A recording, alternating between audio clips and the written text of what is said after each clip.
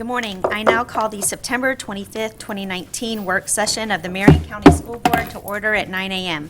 Please silence your electronic devices to avoid disturbing others, and I ask this school board attorney to explain the rules for this board meeting. Good morning. This work session is a public meeting as defined in Florida Sunshine Law. The board is dedicated to full transparency in its meetings and its work. In compliance with Sunshine Law, the board has adopted uniform meeting procedures, including the right for citizens to participate. The board will allow public comment regarding any work session item listed on today's agenda at the appropriate time. Speakers must fill out a request form and hand it to the school board secretary. After the board and superintendent have completed their discussion on a particular agenda item, the secretary will call speakers' names in the order received. At the podium, speakers are asked to state their full name and address and to spell their last names. Each speaker will have 3 minutes. As required by the Sunshine Law, the board must maintain orderly conduct and proper decorum throughout this meeting. Speakers may criticize subject matter and decisions in a respectful manner, but not people.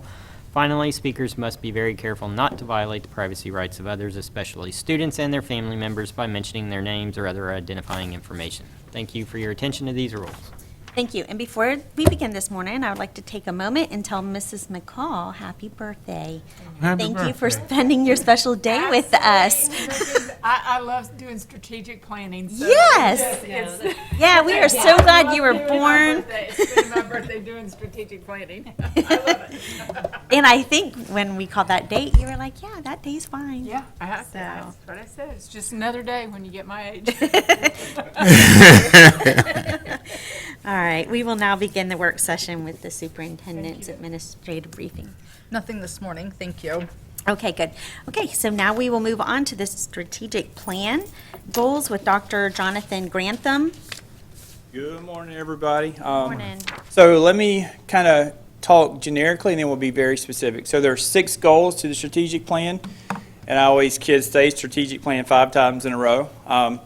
So what I like to do is I want to go through each goal, and we'll talk about it. When we get to the academic data, I kind of have a Cliff Note version of that we'll talk about. But the first one is for goal 1, or support safe schools. So this is how safe our schools are. So what I'd ask you to do is look at goal 1. As a teacher, you want to give the information, let your folks read it, and then have conversation about it. So if you will, look at goal 1, just kind of peruse that. I don't want to kind of talk over it. Look at that. Let me explain the process again. The left, the objectives are the goals.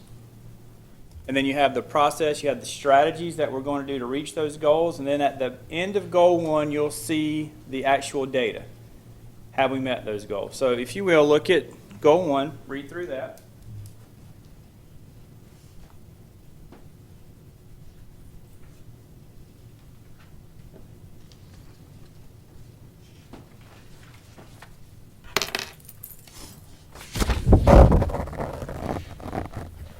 And then we'll walk through each of those objectives.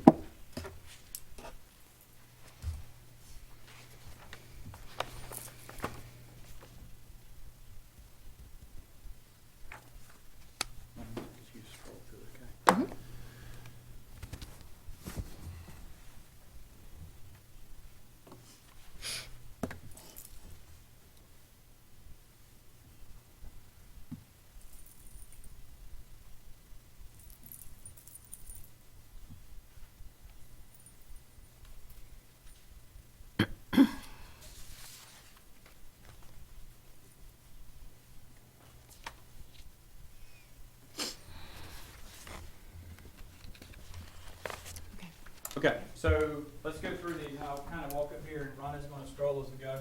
The difference between this and other goals, and there you'll see finance, you have to be 100%. We cannot, so this is ongoing. This will be forever. So if it says 100% of the people must be trained, next year it's going to be 100%. There's not growth. It has to be 100. 99 is not acceptable. Anything less than 100. So you'll see all these, and you've heard all these terms this year as we've really started to focus on this. The active shooter, 100%. The ALICE protocol, 100%, the hardening of schools. So that's what we're working on. Rhonda, will you scroll? This is a big deal. You'll see a noticeable change in this next one, the 3%, 2017, 18, 18, 19. So keep going, Rhonda. Belly transfers. Keep going. Level 1 referrals, this is David Eller's all day.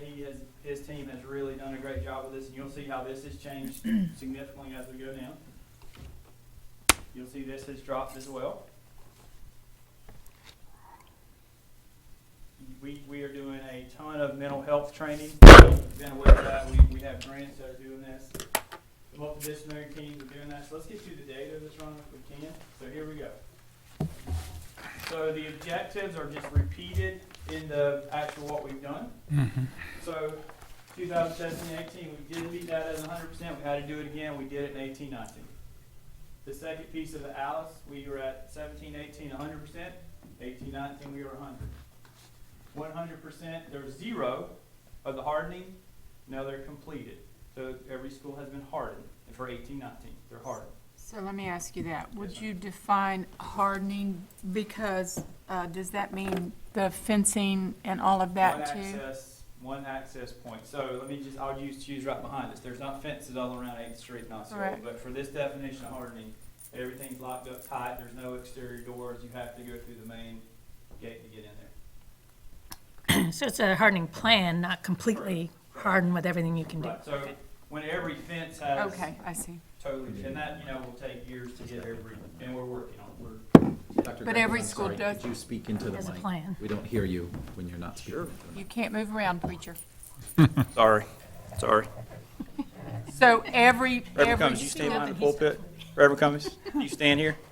Okay, all right. So every school has their hardening plan? Yes, ma'am. in place. Yes, Okay. ma'am. Okay, next piece, expulsion, look at that, from Wow. 60.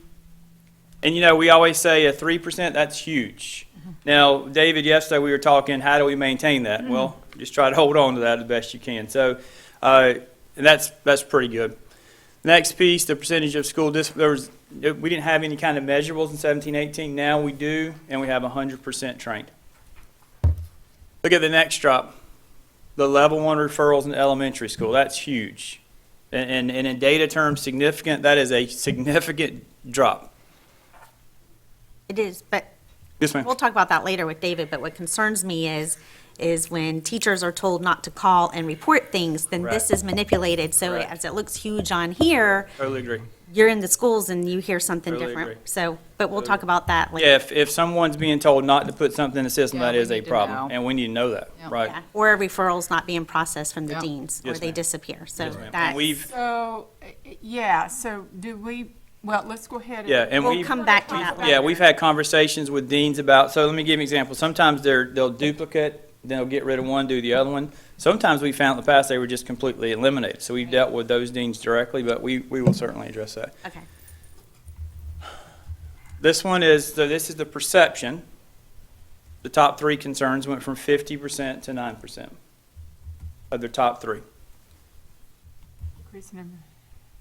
As student discipline is our top 3 concern during the listening tour. So as we went back, that dropped. That was not one of their top 3 concerns. So when we go listen, give us your 3 biggest problems, 3 biggest concerns.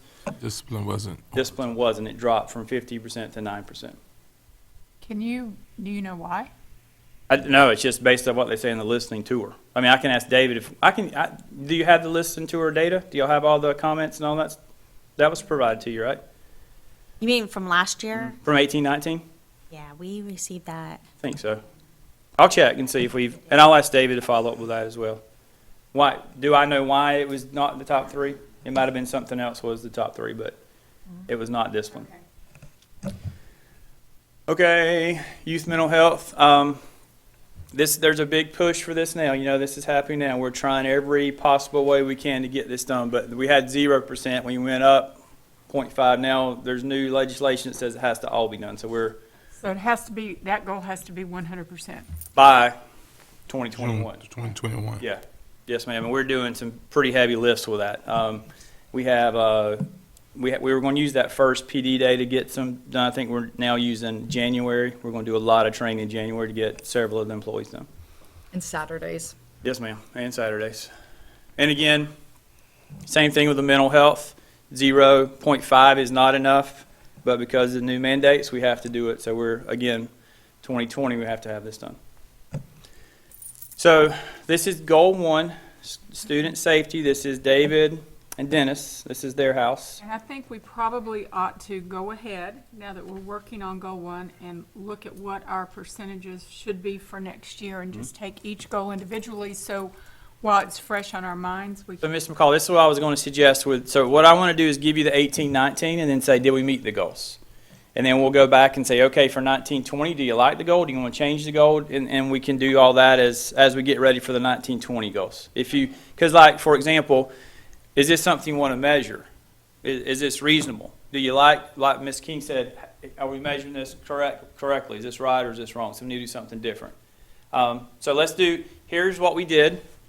Do you like? For every goal? For every goal. For every goal right now? Well, what I'm saying is, let me give you the 18, 19, Okay. and then we can go back and do, however you're going to do the 19, 20. Yes, ma'am. Just have a quick question on training. So a new employee joins us, say, in January, partway through the year, or some Right. point through the year. What is the procedure for them to get trained on Alice? So the Alice is part of their new employee piece, but this mental health is not. So the mental health is, so we got to train everybody. So we're going to train everybody, and then as we get smaller, then we can start putting that in the packet as they come in. But right now, we can't do everybody with the mental health. But Alice is part of new employees as they come in. And Alice is going up on TNL too, for total access. So we kind of got a grasp on that. The mental health is such a big chunk, we don't have that yet, but we will as the numbers get smaller. Kind of just using Alice as an example, because, you know, as employees come and go, you know, if the training happened in August or September and they come on in November, we want to make sure. Well, there's kind of a box that says Jonathan Grantham has not been trained in Alice, he has to, and then I'll be red until it's green for Alice to get my check off. Okay. Okay? So, Mr. Call, back to what you're saying, does that make sense to go through? I just don't want to start looking at a different goal until we know what we met. Right, I'm just, I actually think it might be another whole conversation for the 1920, because this is going to be, when we start going through the academic data, it's going to be a lot in a few minutes. Well, you might find too, Ms. McCall, that maybe some goals later might overlap or might need to be adjusted based on, so I'm going to suggest everybody, as we go through, take some notes, Yes, ma'am. so that when we go back and do 1920, we don't, we remember what we were thinking when we went through these. And then when we get to the academic goals, I'm going to say, hey, I don't know if this was done correctly, we need to look at it or not. I'm going to throw those flags out to you as we go through academic Okay, things. that's okay, if everybody just takes good notes. Yes, ma'am. Okay, any questions of goal one? Goal two, this is Alice and Teresa's world. This is terribly exciting for me, finance. That was a good birthday joke, Ms. McCall. So please review goal two. And again, there's no room for error, no margin for error when we talk about finance. So if you will, read goal two, and then we'll go talk about that.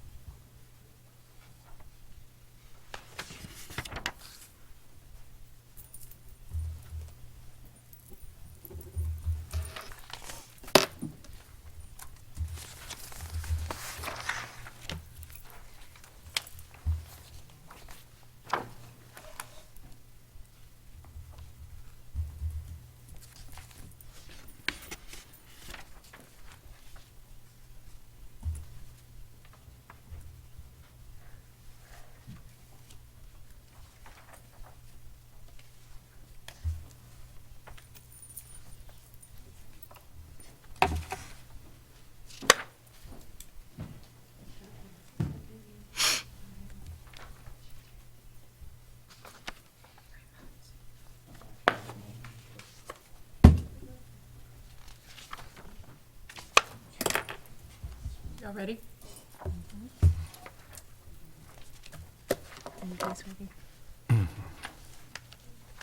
Dr. Grantham, we're ready. So Ms. Posada is here to help with these, Rhonda. Will you scroll? So let's go to the, because there's a lot of financial jargon here, so let's go to the data sheet. Rhonda, if you'll scroll down to where we have our measurables.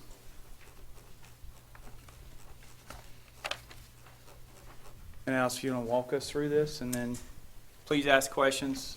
Okay, well, the first objective was for us to get adequate training and continue preparing the annual financial report and outsourcing those services that we do not have the expertise in-house to perform. So our department does have a combined CPE of 90 hours that includes both food service as well as finance department personnel. We did receive the award in financial excellence, and we continue to outsource those areas that we do not have expertise, such as actuaries, investment providers, and debt management services. So that's the first objective. The second objective is to continually monitor the budget and establish one that meets your financial goals. They did perform that, and we do meet quarterly to review the budgetary compliance on those. The third one is for our internal accounts. We do, for all new principals, all new bookkeepers, all secretaries, we do provide one-on-one training regarding their internal accounts as well as their district budgets, and just providing resources that they may need to succeed, because our accounting software is a little bit, if you're new to the system, it can be overwhelming, so we provide that one-on-one training. Sometimes it may take 1 or 2 hours. Other times you'll see them in our office for 8 hours at a time, just getting that one-on-one training. So we do provide support to the schools in that respect. We also perform 100% of the annual audits of all of our school internal accounts for departments as well as schools. Those are Christine Corrigan. So we do 100% of that, and Smart Snacks rules. Business services, is comprised of finance, accounts payable, payroll, warehouse, purchasing, and food service. So we tried to combine them somewhere we could. So Smart Snack is in there too, because Ms. Johnson wants everybody to understand what those rules are for principals. Then we do the annual food service. This is part of Ms. Johnson's role. She does do annual food service program reviews. She advertises to ensure that we try to get all of our students that are eligible to receive food is properly trained, and the people who are providing that service is also trained. So that's what we do for food service. And stop me if you have any questions. The school breakfast program, they just want to continue participation by 1% per year. So that's what we're doing. We want to process our payrolls with 0 exceptions. We try to do that every week. Posada? Yes, ma'am. How do you track the breakfast program? Because don't all kids just get breakfast? We would have to get back with you with Ms. Johnson. Okay. The participation is who comes through the. Oh, okay, so you want them eating. Participation, Okay, yes. gotcha. Not that they're eligible, that they actually participate, which is actually advertising and providing good meals. Okay, and that's probably then too why the food service folks, they do like the rolling carts and in the courtyards and all that kind of stuff. Okay, gotcha, Try thanks. to get as much participation. Right, okay, Start out the day with that good meal. thank you. Ms. Posada, these percentages then are based on participation ma'am. and not eligibility? Correct. Okay, so then it is feasible to keep that 1% annually Right. Yes, ma'am. goal? Yes, Okay, ma'am. Right. thank you. Then we process the payrolls. Then we also want to add, for our warehouses, we want to make sure we have adequate supplies on hand that we can actually distribute those to the schools. We also want to make sure that we have adequate transportation and maintenance level inventory, so that when those people need to have a part to fix a bus or go out to the school and fix toilets, that they have those supplies on hand. So that's what our warehouse goals are. And that's to be continually monitoring those. And can I ask you a question on that? Is that measurable at all, or does it need to stay continually? I mean, Well, is you there a way to measure continually, that? we did have it as annually, but that's something you need to look at every day. Do you have enough, Amelia has to look at, do I have enough paper on hand to supply the next week? So each individual item could be different. We do have Skyward, which is what keeps our inventory system, and there are levels in there that says once you get below this, you need to order. So they're continually looking at what they have available, and what's being used. And then once those resources get depleted, then she has to order more. So that's more in line with making sure that they're available and on hand. I just wonder, because the people that we have in there right now are excellent and doing it very well. I just wonder if we need to somehow put a measurable goal in. Oh, should that even be a goal, you think? That'd be my question, because if they order 200 reams of paper, then we put 200 reams of paper in, how do you, Yeah. I don't know if that should be a goal. And the system does actually calculate, you're going to need to buy some more paper. Our software does have a drop below, there's a term for it, where your system does say we need to reorder. All right, so maybe when we get to that. Okay, some of the problems you run into, like with maintenance, we have some very old HVAC systems. So when you go out there and look at our inventory, you've got some old parts. Well, you need those old parts because you can't buy them now. So there's a constant review of those types of things that they have in the warehouse, both for transportation and maintenance parts, that they just continually have to look at. Now, central warehouse, that's continually, that inventory is constantly turning over, but not maintenance parts and transportation, if that makes any sense, because we have older vehicles, older schools that have to be maintained. Yes, ma'am. So we may need to think about taking that out, and then that just becomes a part of the procedure of what you do. Okay. It's a process and procedure. Okay. Speaking of warehouse and replacement furniture for classrooms, is there a replacement schedule? And my point being that there are science tables at North Marion Middle School that have not been replaced for many, many years, that I understand that the warehouse no longer even carries, and they're expensive because they have those special tops on them. But my question is that when rear ends are in seats day after day for a period of years and tables being used and so on, it would seem to me that there would be an anticipated time when they would outlive their useful life. Right.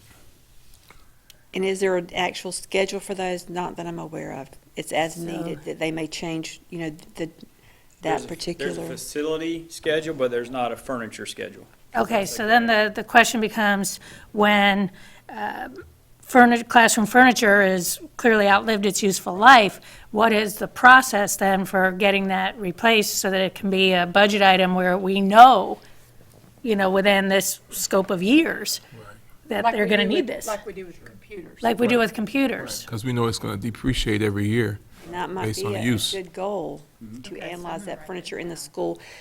Amelia does keep a certain amount of desk and furniture in the warehouse, but it's limited space. But Correct. she does have a budget for a small amount of inventory, but not a constant rotation of those items like you're referring Right, to. and storing it would might be something she expensive because could- they take up a lot of space, so it would really be more about having perhaps a contract with a company where we know we're getting the best deal possible because we can anticipate every 5 to 10 years or whatever it is, Desks. that they're going to need to be replaced. I think desk, we do have that available, but I'm not sure about the science Not tables science you're, tables, we don't. you're asking about. All right, But that might be something We you need want to look find a at. way to 19, budget 20. that. We'll talk Okay, about that. all right, thank you. You're welcome. Okay, we want to have a 3% or less loss in our property after annual inventory. We actually, in the property department, which is one person, and we we do an inventory, all of our property and equipment that's over $1,000 or more is inventoried annually. And we want to have less than 3% loss or misplaced items or things like that for the year. So that was achieved. And then once we dispose of property, we want to make money where we can, and we also want to do it in an environmentally safe manner. So we do have where we do e-waste, and then I think last year, it says 10,000, but I think we probably had about $40,000 worth of sales of disposable assets that we took to market. In our purchasing department, we want to try to get as low a price as we can, so we issue bids, we request for proposals, and get quotes so that we get the best price possible. And then we also monitor requisitions, both in our office and accounts payable. We look to see is it a properly approved budgetary item, and then when it gets to purchasing, they will look to see, okay, do we have a bid on file? Are you getting the best price for this item? So that's our purchasing department, and they try to make sure that's 100% as well. And then we would like to increase the unrestricted general fund fund balance by $3 million per year. I would like to do it even more, you know, because this is limiting it to 2 months' worth of general fund operating expenditures. You know, I would like to have it at a minimum of 2 months operating expenditures. I like to sleep in October, because you know we don't get our tax revenues till November. Right. So in October, Valerie and I, you know, every week it's like, okay, how much investments do we have to draw down for this week's payroll? Mail So lighter. we would like to sleep in October a little bit better, and November, because tax collector just starts distributing the last of November. We hope before Thanksgiving. We're always calling to ask, can we get some money now? So it's just that tight time of year. So if we had more general fund operating revenues, we could have more to rely on this time of year. Do you have any questions for me? Very good. Oh, you guys do an amazing job. Thank you, thank you. Amazing how much food service goes into this. Yes. So we don't have to keep you, is it possible to maybe make a 1920 goal to establish a furniture replacement plan? And I'll get with Amelia and see what needs she sees that we could possibly add that, and yes, we certainly can. I just need to get a pencil so I can start writing. It's gonna take a while to really look at that, but if we could make that a goal to begin to establish that. And it only makes sense because it's wear and tear. It's just a wear and tear issue. Ms. McCall, what we'll do at the end is Rhonda's going to take notes on everything we want to change. And then I think, Ms. Throw, if I'm hearing you correctly, we need to put like a line item budget so that we start building a furniture budget, and then we come up with a process for, we know North Marion has had those tables for 20 years, they need new tables. So we can use that money, Amelia can use that as, and Robert has to get in the mix too. Right. And we, So a classroom furniture Yes. replacement. Yes. That's what yeah, it is. right. Yep. Yes, ma'am. For Okay. students, for student Right. use. Got it. Right. Okay. Well, let's just say classroom because, you know, I remember my desk. And, you know, you make it work, but obviously students first, but we want our classrooms to be simply and safely and outfitted to be able to do the job. That's all. Doesn't have to be the Taj Mahal, just Correct. It needs to be functional. Thank you. functional. Yeah. Okay, y'all good? Okay. Yeah, that's the Yeah. Right, yeah, that's one little thing, yeah, out of all that stuff.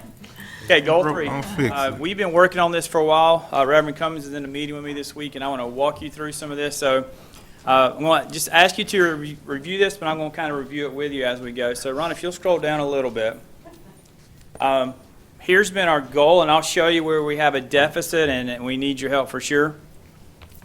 I'm going to walk here. Kevin, can you still hear me from here? Yeah, I'll Pull the back up. microphone over. I'll back up. So anyway, our goal has been to increase Black and Hispanic categories in hiring. And it's been 1%. And I said this, and I want to just, if you increase the 1 and the 1 is 2, and then we went one more for 2 plus races for 3, that means the white HR side has to be -3. So we have done, and I'll show you the data, we've done a good job, but the third category, we're 0.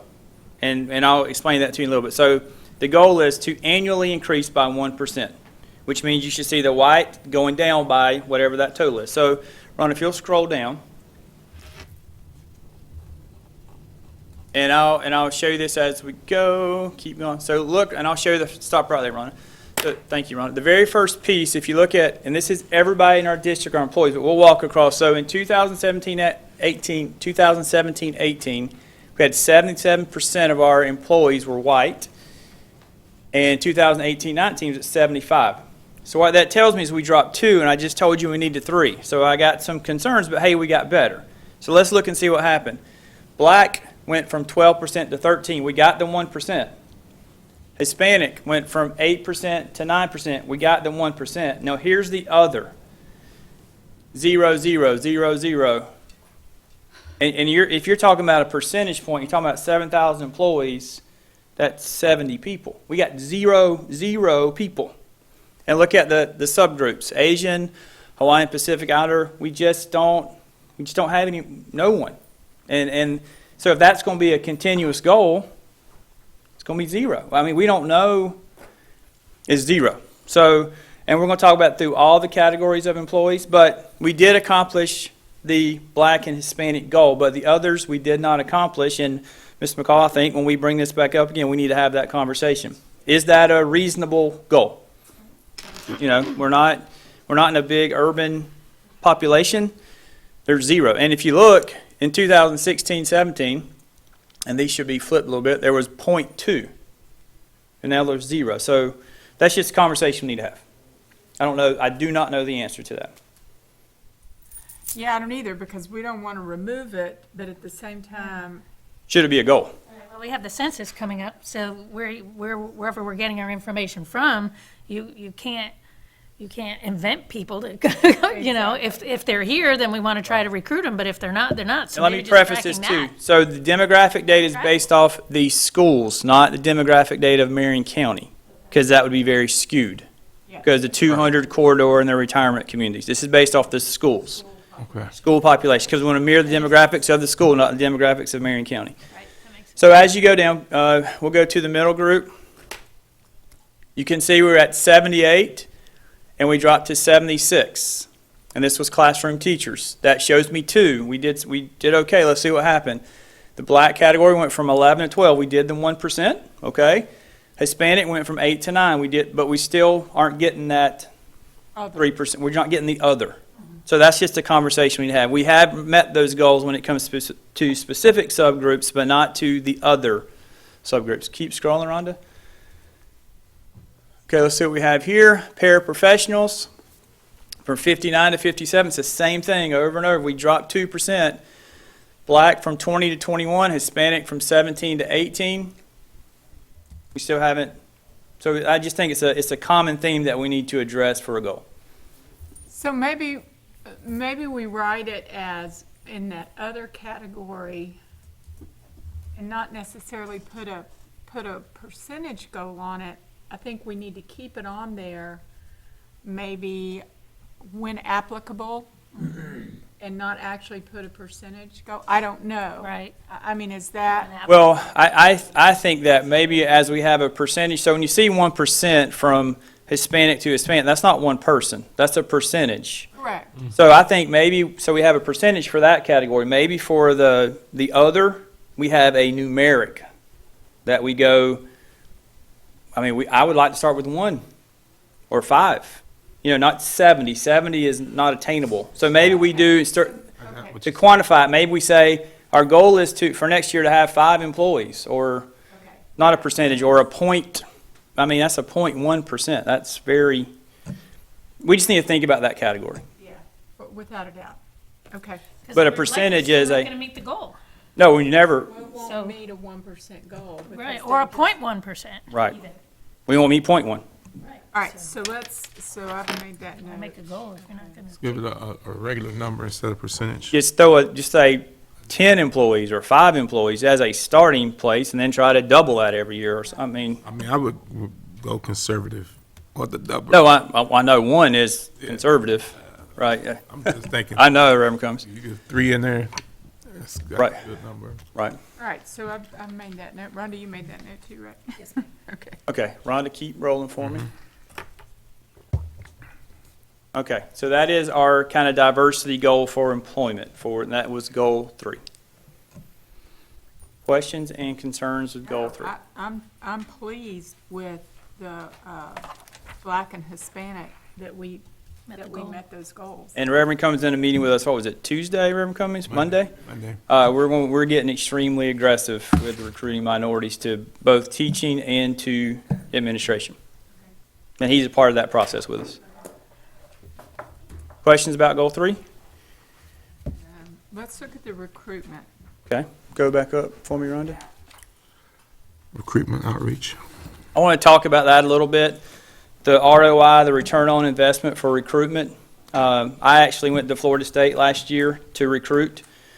We were there for 4 hours. We probably talked to 2 people. Back when I lived in Tallahassee, we were graduating around 250 students in the spring and 250 in the fall. They're graduating 100 total. When I was in Tallahassee, FAMU would graduate about 150. They graduated 12 last year. So Wow. we're 12 total students. University of Florida last year graduated 13 people in their Ed Leadership program. 13. University of Florida. So we're spending money, we're going to these places, we're not bringing people home. When I was a principal a long time ago, you'd have 200 people apply for one job. Now you have nobody applying, and you're robbing from each other to fill your position. So the recruitment efforts, we're not getting our money's worth. We're still trying, and we're still there, and we're still present, but Mr. or Ms. King, I remember back in the day, there were people, you were trying to get a job. You were competing against others. Now, if you're breathing and you got a college degree and you want to be a teacher, you're going, so I don't know to be honest with you, the online format is the best way that we're getting teachers right now, which is sad. The days of the College of Ed having these they're just not there. So we're spending a lot of money for not a lot of teachers. So I would say let's maybe have our recruiter look at, and I'm sure she already is, looking at some best practices, not only across our state, but within the Southeast region. And what are other counties and states doing in their recruiting process to make it attractive for those to come? Well, I'll tell you, we've done a little different. We're taking several different people, but we're taking, like, Dion has gone himself to look for teachers to recruiting fairs, and Dion can sell you that school in a hurry.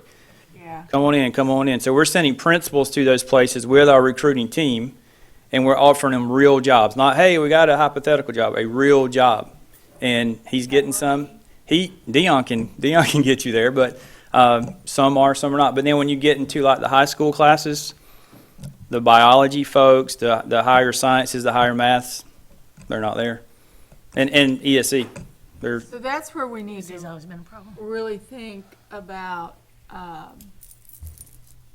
and I don't know if the state will even allow this, but looking at some adjunct positions where they don't necessarily have to become a district employee. Can we contract with? We do some of that now in the high schools. Yeah, We do with some a of that. retired professional. I do think for our ESE and Mr. Earl, we probably need to have this conversation. We need to incentivize it a little more for the current teachers we have, because they'll come in ESE and then they'll leave. So I think we need to put some skin in the game for the ESE teachers in our own house right now and say, here's not $1,000, something significant that's going to make a teacher want to stay in it and give them some. I do believe we need to have a conversation with the union about what we're doing with our current ESE teachers. Because it's hard to go offer a 22-year-old a job to be an ESE teacher. Just a teacher in general, but when they hear ESE, they run. We have ESE teachers here that are saying, I don't want to do it anymore. So I think we need to, as a district, incentivize what we're doing for ESE teachers, because that's not an easy job. Was it Manatee County that raised their teacher salaries a lot this year and then ended up with quite a few teachers? Wasn't there a county that did that? I remember Duval doing it about 3 years ago, but they couldn't, they did $25,000, but they couldn't, they did it 1 year and they couldn't maintain it. But I don't know about Manatee. I can do some research, but. Did you guys read the paper this morning about the governor? And Nancy, you and I were in that meeting when Corcoran mentioned giving teachers higher pay, and I guess yesterday the governor must have said, so it was in the paper this morning. So if that happens, that would be wonderful, because we could attract more people into this profession, because. We have to create a deeper labor pool so that principals can become selective about who they hire. Right. It's And he was supply and talking- demand. You It's- bet. He was talking about the bonuses that the teachers get hasn't worked. That and best and taking bright, that- right. that best Exactly. and brightest and taking that money and using it, which makes so much sense. But Corcoran, and these were his words, remember, Nancy? He talked about teachers making, I thought he said 75. It was 70, oh, you were there too. $75,000 a year, so Well, that's a game changer. I hope they're gonna follow through with their words, because when I heard it, I was, So a To lot be of a this is out fantastic our teacher hands. these days, I would say that it requires very close to Fortune 500 management skills. When you look at all of the decisions that you have to make in seconds every single day, all of the paperwork, all of the compliance, all of the relationship building, it's not like the old days where the teacher went into the one-room schoolhouse, started the fire, and if the kid misbehaved, they'd walk 4 miles back home.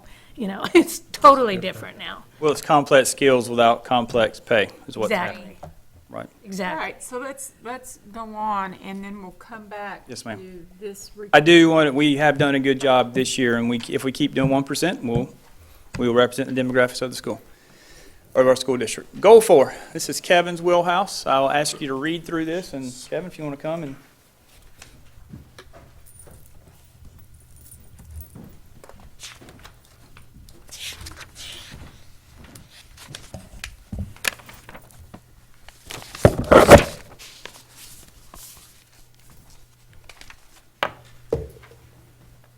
You will see my measurables over to the far right in the last column, at least what is measurable to date. And if you'll keep in mind, I tried to format this so that you read it across. So if you'll take the first bullet point, annually expand Skylert messaging to include at least 5% Spanish versions. Right now, we do not translate our Skylert messaging. There is a built-in feature in Skylert, but it's not entirely accurate, so I'm very hesitant to use it. In fact, I have never used it until this year, and it makes me nervous because sometimes in the translation, for instance, the English version could say, you know, due to high winds, our buses will not run today. And the Spanish version would say, well, the winds are slapping the bus. Right. So I'm you know, The direct translation. I stay away from that. We have had some live translations. I work with a lady out of Food and Nutrition Services who will take the message. If it's really that critical, and by critical I mean, to use Dr. Grantham's word, game-changing, you know, if it's where emergency shut down tomorrow, that kind of thing. But for most of the messaging, there's just not time to do that. It's a great effort to translate it. We have tried it with email. We haven't gotten any complaints, so I don't know if that means it's effective or if it's just people are overlooking the minor translations. But that was way too much information. But you'll see reading to the right, you know, we did 3 messages last year that were translated into Spanish. Going down, increase the number of YouTube videos. That includes your board meetings, and if you so choose, your board work sessions. You'll see since July 1 of last year, we've produced 199 videos that have been posted to YouTube. Now, that doesn't mean that if you go to YouTube that you will see that, because some of those videos are hidden, meaning they're only for internal use only, perhaps a training video, so you would have to have the link in order to access it. But from the perspective of my department, we're still producing it and posting it, so it's still So a good Kevin, time. is that a 3% increase over the year before, or did we not even have YouTube the year before? We weren't measuring the year before. baseline. Yeah. Okay, so that. This will be my That will baseline. be the baseline. Yes, Okay. correct, yes, Okay. thank you. Twitter use, we have, oh, no, go back up. Oh, okay, you're right. 67 known accounts right now, and by known accounts, I mean 67 accounts issued by the district. There are other people who have their own Twitter accounts that use them for school purposes, which is, I don't recommend, but that's a whole other conversation. But I simply did not have time to measure the number of tweets, but we'll go back and look at the analytics from Twitter. They'll be able to tell us that. But we have 67 accounts that have been approved and issued by the district. And there is an official account for every school that the principal operates, or whoever the principal designates. So our goal there is to increase those accounts by 3%. Let's give all of us one. Moving on to Peach Jar, I hope you know what Peach Jar is. Okay, Peach Jar is an e-flyer service that we use. If you'll think of the paper flyers that we used to send home with kids, it takes those flyers and digitizes them and delivers them as an email to a mobile device. So we're trying to get rid of all those papers that end up on the bus of the floor, or the floor of the bus, in the bottom of the backpack that don't get seen until the day after the event. So Can we sign the board up for those? we can, those are, the database comes from Skyward, because that's where the parent email addresses are maintained. So parents sign up for that.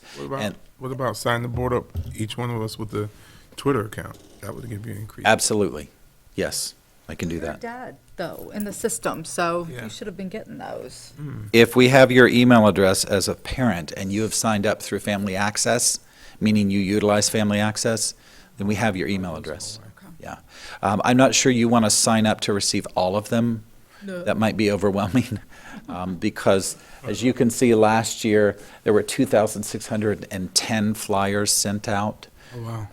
We don't pay for that service. It's a free service to us because we established the accounts 3 or 4 years ago. If an outside agency wants to send a flyer, then they pay the cost, depending on the number of schools to which they want to send. So our goal would be to increase that.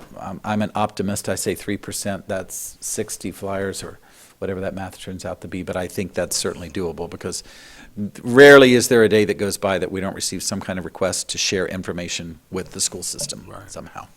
So, moving on to our websites, this really isn't my wheelhouse, but somehow I get pulled into it for the home page, so I'm happy to help with that. And that just means looking at the home pages on a regular basis to make sure they're updated.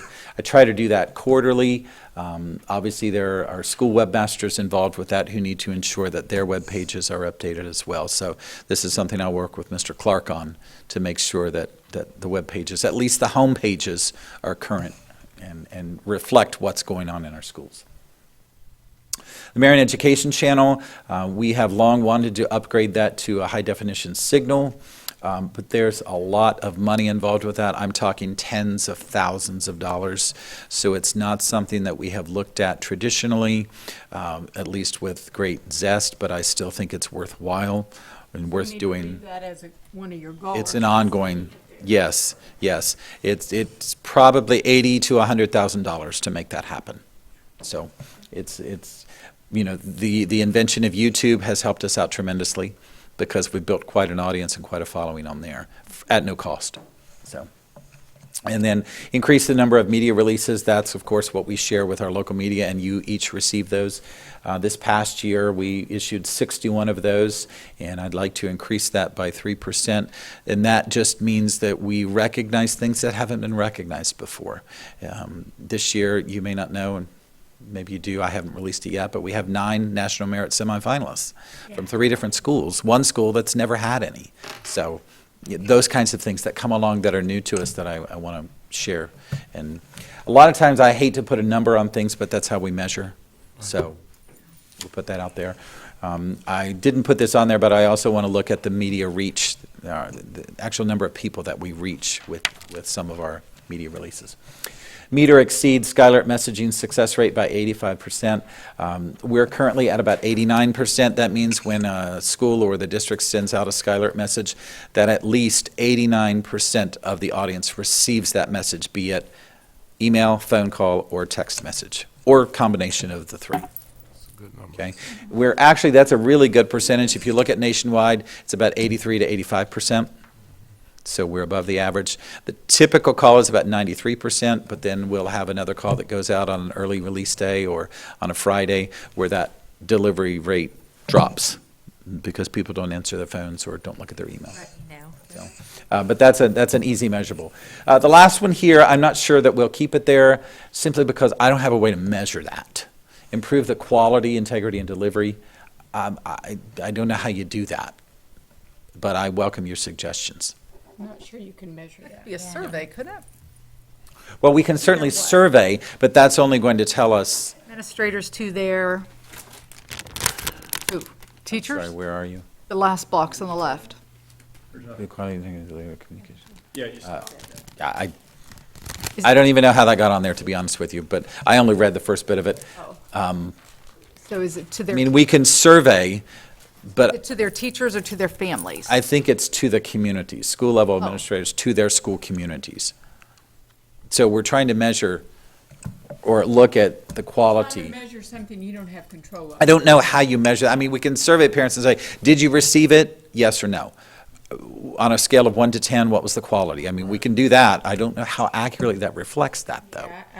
It's very subjective versus objective. We need to probably move that one. That's a We can, difficult. I've marked I that. mean, I'd like to have that somehow, and if you can come up with something to accurately measure that, that'd be great, but it's very It's difficult. not in your control. You can't Yeah. measure something you can't control. So I'm happy to address any other questions or comments. Great job. Thank you. Now comes the fun part. Yeah, this is the fun stuff. Academics. Okay, so we have made this, Rhonda and a ton of people yesterday. I want to go, before we do this, go to the sheet so I can explain the cohort. So scroll down for me, Rhonda. And just want to remind everybody this before we start looking what we're doing here, how we're measuring. But this is the cool part of today, in my opinion. So remember how we did the cohort? So 2015 was third. See how it drops to 16, 17, and fourth, and how it drops to 18, 19, or I'm sorry, I did the 16, 17, and 17, 18 was fifth.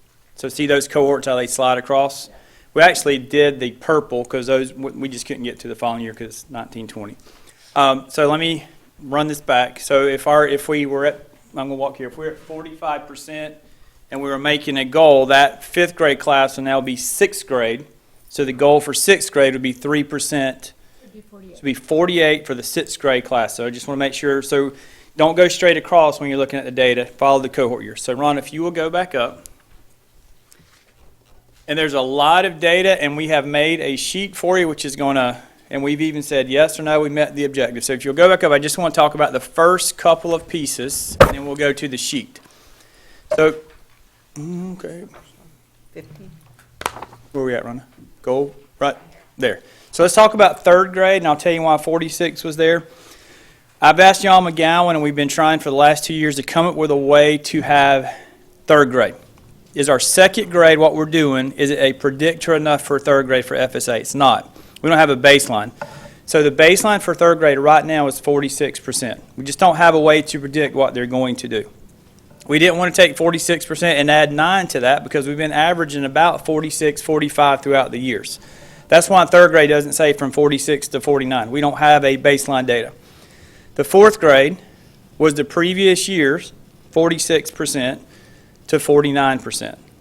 The fifth grade was the previous year's, so I just want to explain it, then we'll go through and look at the data. So follow the cohort, add 3%. Okay? So I am not going to go through this ad nauseum. What I want to ask you to do is go to the one sheet that we gave you in a chart. And I think this makes a ton of sense. So we're not flipping back and forth. So let me walk you through the first piece of it, and then we'll talk about it. So in ELA, and you see we didn't even break it up as secondary and elementary. We did it all together. Third grade, the baseline was 46%. That's what we chose. That was our goal. In 18-19, y'all know third grade scores came in low. We're at 44%. Did we meet that goal? No. So we've gone through every curriculum data point and said yes or no. I do want to preface this. This is proficiency, not growth. Ms. McCall and I had a conversation last night. Proficiency is where we have to get to. Right now, it is what it is. The growth points were strong this year, but at the end of the day, we have to be proficient. So let's look at fourth grade. Fourth grade, 46% was the previous year's data from third grade. So the goal was 49%. We were 49%. Yes, we met that goal. Okay? I'm going to go through each one of these and stop me if you have any questions. Fifth grade was 43 and fourth. The goal was 46. We did increase 2 percentage points. We did not increase 3 percentage points so that we did not meet that proficient goal. But I do want to say there was growth, but not 3%. Sixth grade, that's that fifth grade class I want to talk about. Y'all know that transition between fifth and sixth grade. So those fifth graders were at 46%. The goal was 49.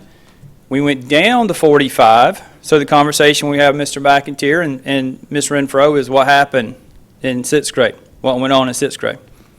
So we did not meet that goal. Seventh grade, this is the second year of middle school, so there shouldn't be that transition now. So they scored 44. The goal was 47.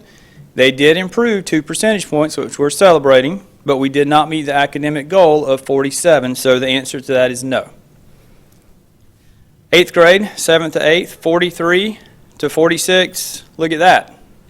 Went to 50. So then I asked the question, what happened here? Why did they go up so much? So they went up 7 percentage points. Do we have, is there something different happening in 8th grade didn't happen in 7th grade? So those kind of action research questions you're asking yourself, right? Say they grew up a little bit. Maybe they matured, right? So yes, we met the academic goal. 9th grade, another transition year. They left 8th grade at 49. The goal was 52. They went up to 50. They did get better, 1 percentage point, and that's surprising to go to 9th grade. I'm not being silly about it, but we did not meet the academic proficiency goal. 10th grade, 46 to 49. They remained the same, did not meet the academic goal.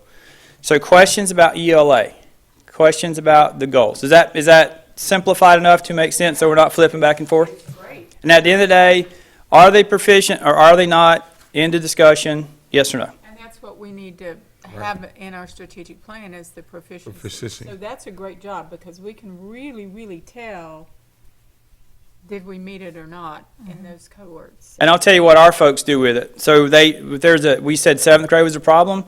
They go start digging in 7th grade. And I don't know if you remember last year, we had a big drop in 4th grade ELA. We were all concerned. Pay attention to what happened in 4th grade this year. We went way up.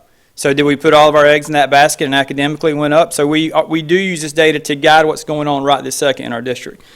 Let's go through math. And let me talk about reading and math. Math is more concrete. You should see more growth in math than you do see in reading because it's very difficult once you get in middle school to teach reading. But see if you see some noticeable changes here. Baseline, we use the same percentage, the 48%. And it's not really fair to compare this. The students, this 3rd grade class that came in was at 49%. So if there is a goal, and this is what I'm going to suggest at the end, Mr. McCall, do you have a goal for 3rd grade? Because that's your baseline. So how do you say this group of students is better than this group, or this group improved? You really can't say them because you don't know how they perform. So that's what I would suggest is maybe we don't have an academic goal for 3rd grade because it's the baseline data, but that's y'all's discretion. Because what this tells me is the 18-19 group performed higher than the 17-18 group. Not apples and apples. So if you do say that, they did meet their goal. 4th grade, they came in at 48%. The goal was 51%. Look at what they did. Remember, we knew 4th grade was a problem. We put a lot of resources in 4th grade. They increased 6 percentage points. So yes, they met their academic goal. 5th grade, 47. The goal was 50. They went down. What happened in 5th grade? The questions we're asking. 6th grade, transition year. They came in at 50. The goal was 53. They went to 46. What happened? Did not meet the academic goal. 7th grade, 42 to 45%. They hit 49. And you can't say it's a different group of kids. Same students. So something happened. They increased 7 percentile points. What happened? We got to ask those questions. 8th grade, 49, 52. They went to 41. I can probably explain that one. We have more students than ever taking Algebra 1 in 8th grade than we've ever had in geometry. Hence, those higher level students have already taken those advanced classes. So there's more students trying to take the high school level class. Therefore, I could probably explain that big dip in 8th grade. Algebra 1, 54%. The goal was 57. They didn't go up or down, but at the end of the day, we didn't meet the 3% goal. No. Geometry, 54. Goal was 57. Went to 51. Did not meet that goal. I will tell you this too. That's probably an indication of more students taking geometry than they ever have. Right. More students being pushed to take geometry. Questions about math? No, so while this is fresh in my mind. Yes, ma'am. when we began to set those 1920 goals for these cohorts, then we would like that 51% in geometry. If we said 3%, then next year's goal would be 54. So this is my suggestion based off numbers and data. So you take where they because this year we held accountable for this year. So you take where we are and you add 3. So we're going to look at the 18-19 data. That's why I would say that we probably need to do this as if this is our goal for 1920 so we can go line by line and set them. And say, no, we don't like that, or yes, we do. And that's going to be a work session and we get that done. What we're doing is building a big old house right now, and then after we get the house done, then we just do the numbers because we know what y'all like to do. But we need to go through Then the the goal process. may drop on some of these then. Yeah, and I'll suggest too, maybe we see after a couple years that we're averaging around 2%, and 3% is too lofty in certain subjects. Y'all have the discretion to say, let's do 2% in that area, or we don't like to. We'll talk through Yeah, it. but I believe in stretch goals. And I do too. You know, I don't. I do too. I mean, if they're making 2%, then we need to keep it at 3%.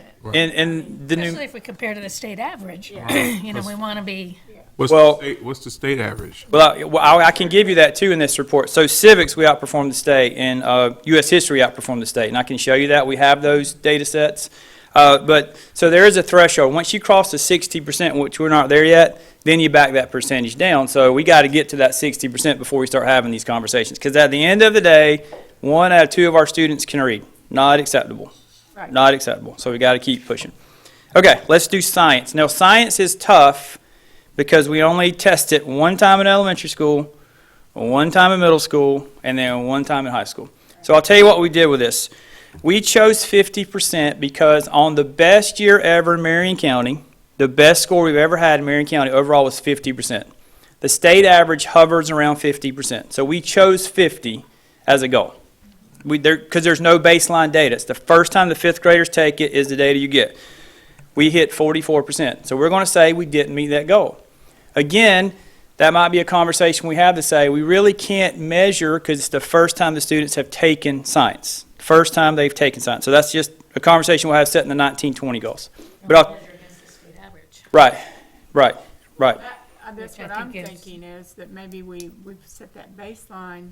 Let's look at what Well, the state average. State that's- Yeah, what I'm prepared to do is come in and say, okay, here's the state average for all these. What's the goal for this year? Because we kind of did this kind of trying it. Now we kind of got some baseline and we can have some real conversation about it. Here's what we did for 8th grade. We did do this one the right way. We knew these 8th grade students, 5th grade science scores. So we went back to 15, 16, and we took their science scores. It's the same group of students. Now we're making a lot of assumptions that they made it to us all the way to 8th grade, that they didn't leave, that we didn't have new folks come in. But we took that percentage from them in 5th grade, and it was 47%. We added 3 to that. Okay, so we used the current students we had, that their 5th grade, and we are at 44. No, we did not meet that academic goal. Biology, which is, and I was kidding with Ms. Thrower about this, how do we are at 50% and 40% in science, and then bio we're at 60, which is one of the most difficult science courses there is. We're at 60 some odd percent in high school. Start dissecting stuff. Yeah, we get to start dissecting pigs. We talked about that. Yeah. And every high school student has to take biology. Yes, absolutely they do. And then we had is it content specific? That could be some reasons why. So we chose 61%. We chose that from last year's bio scores. We said 64, and it's at 64. So we did meet that goal. The last of the two, and this is crazy to me, we outperformed the state in both of these, but we still did not meet our goal. The civic score, we had 64, we chose 67. We did go up a point. I do want to talk about civics. The state average dropped 3 percentage points. We went up 1 percentage point, and we were still the highest in the state. But we did not meet the academic goal that we set. So is 3% too lofty when you get in the 65 percentage? Maybe should we drop that? So that's a different conversation. U.S. history outperformed the state. 69 was the last year. 72 was the goal. We hit 71. We did go up 2 percentage points, still beat the state, but at the end of the day, we did not meet the academic goal. Is that academic goal too high when you get in the 70 percentage? Conversation we have to have. Okay, so for the academic standards and goals, did that make sense how we did that? Absolutely. Everybody good with that? Absolutely. And then what I'd like to do is when we bring it back and we have this conversation, we reset the goals, line by line by line, if that's appropriate, if that's okay. Yeah, and what I'd like to see is the state average. We do have that, Rhonda, will you scroll? Do we have that on this? Yeah, we do have it in the, Did we put it? in these charts. Right. Then the color-coded charts. Color-coded. Right. We do have it. So what I try to do, instead of I was flipping back and forth, we have it all here, so you can do the district average and the state average. So you can see the commonalities. Now, we're behind the state average in several things, but our goal is to beat the state average. And when we beat the state average, we take a look and say, what are we doing in that specific subject that we're not doing in the other subjects? So there are the state hours and the state scores. But let me show you this one, if you don't mind walking this one through me. For our state, you see roughly that science 5th grade is hovering around the 50% mark. Is it appropriate for our district goal to be 50%? Maybe. I think that's close if we want to meet the state average. So will you scroll down a little bit, Rhonda? Yeah. I think we did okay with doing that. And then the bio, do we try to, what I'm saying is when those cohort of kids have nothing to be tested on, we need to set that measurable. And if you want to say, okay, the state average is this, that's the goal. Because we're not at the state average, that would be a goal. When there's no 5th grade, what do we choose? 8th grade science, what do we choose? Bio, what do we choose? So that we're not comparing this year's students to last year's students. We're comparing it to apples, state to state, state to us. Questions? And I do want to say this. Y'all, as teachers, growth is huge. we have to have a way to indicate growth. FSA does not really give us that, but this is proficiency. This is, are you where you're supposed to be? And we did Y and N. Yes and no. Cut and dry. Well, and that's what this strategic plan needs to be Correct. about. It cannot be about Correct. the growth. It has to be about proficiency, and that's where we have to Get to it. strive to get there. So we're getting better, we're getting better, we're getting better. We did meet the goal. Done. We got to work on the goal. I'm with Ms. Cole. Questions?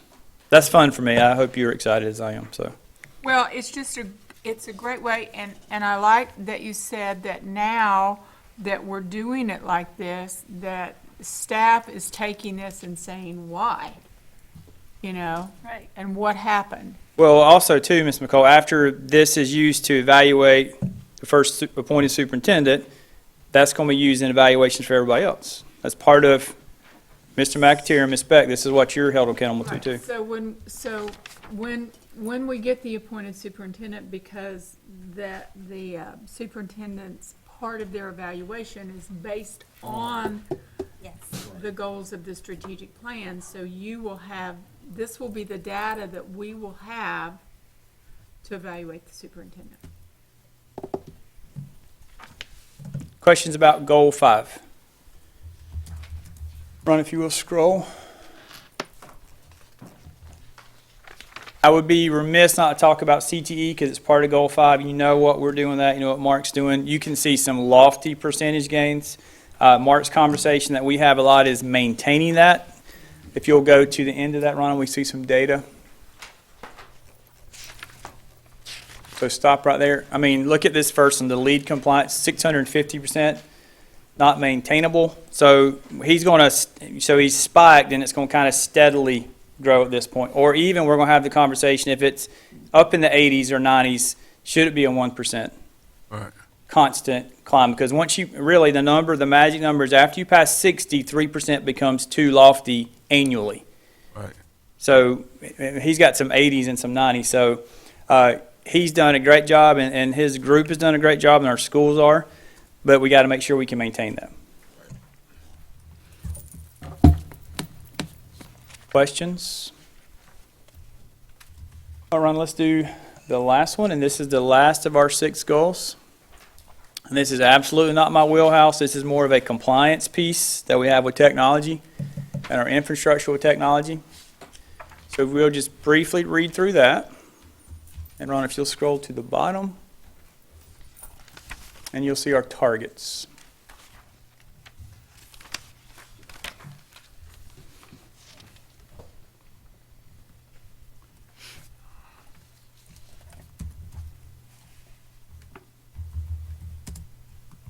And I can explain these 3. They're pretty self-explanatory. A 2-to-1 to a 1-to-1 ratio for technology. You have to be 100% with the communication. And your goal is 100% for the infrastructure, and we're currently at 75.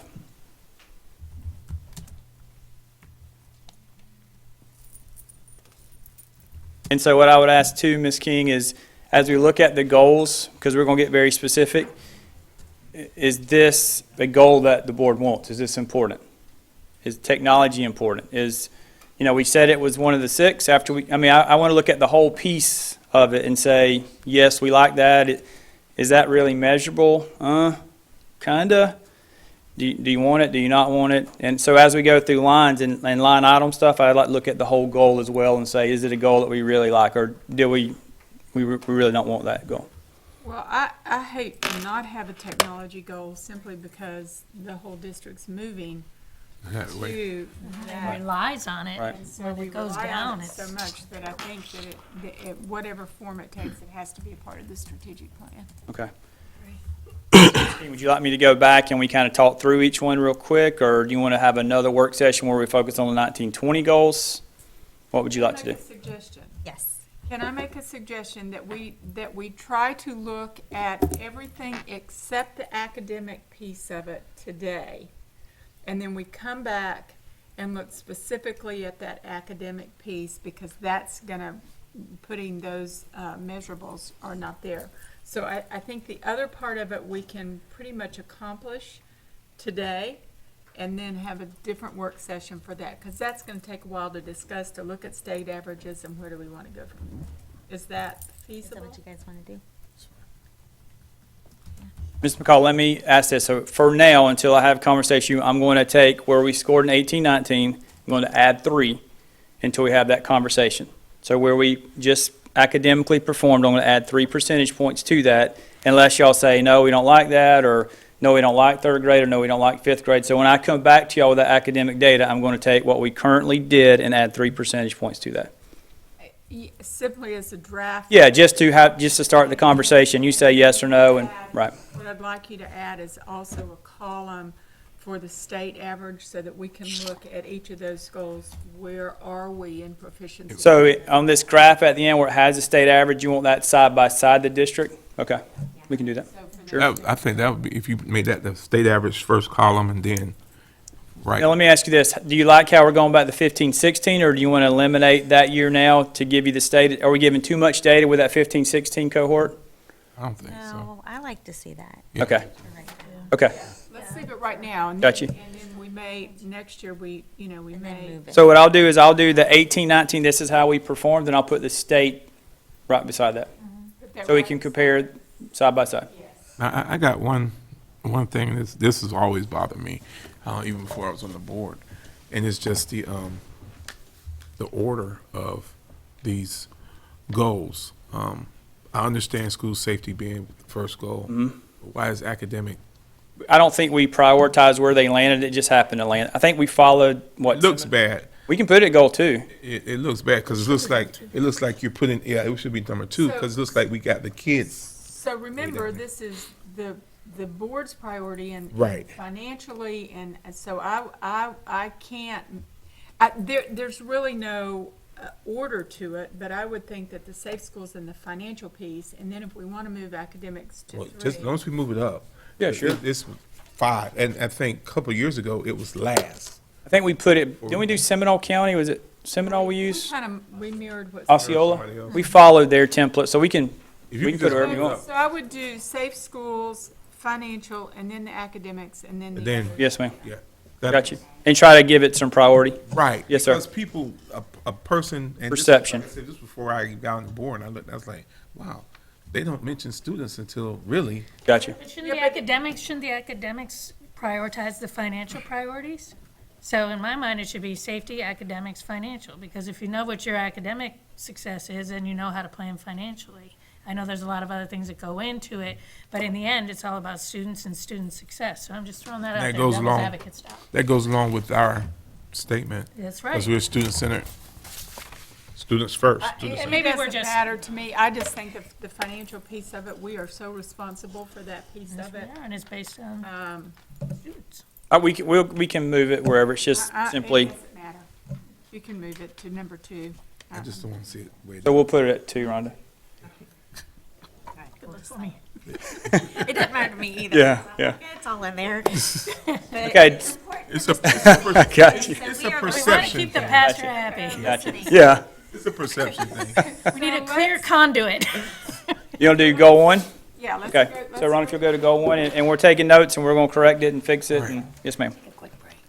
Yeah, can we take? we're Sure. gonna take a quick break Yes, ma'am. Thank you. Or whatever.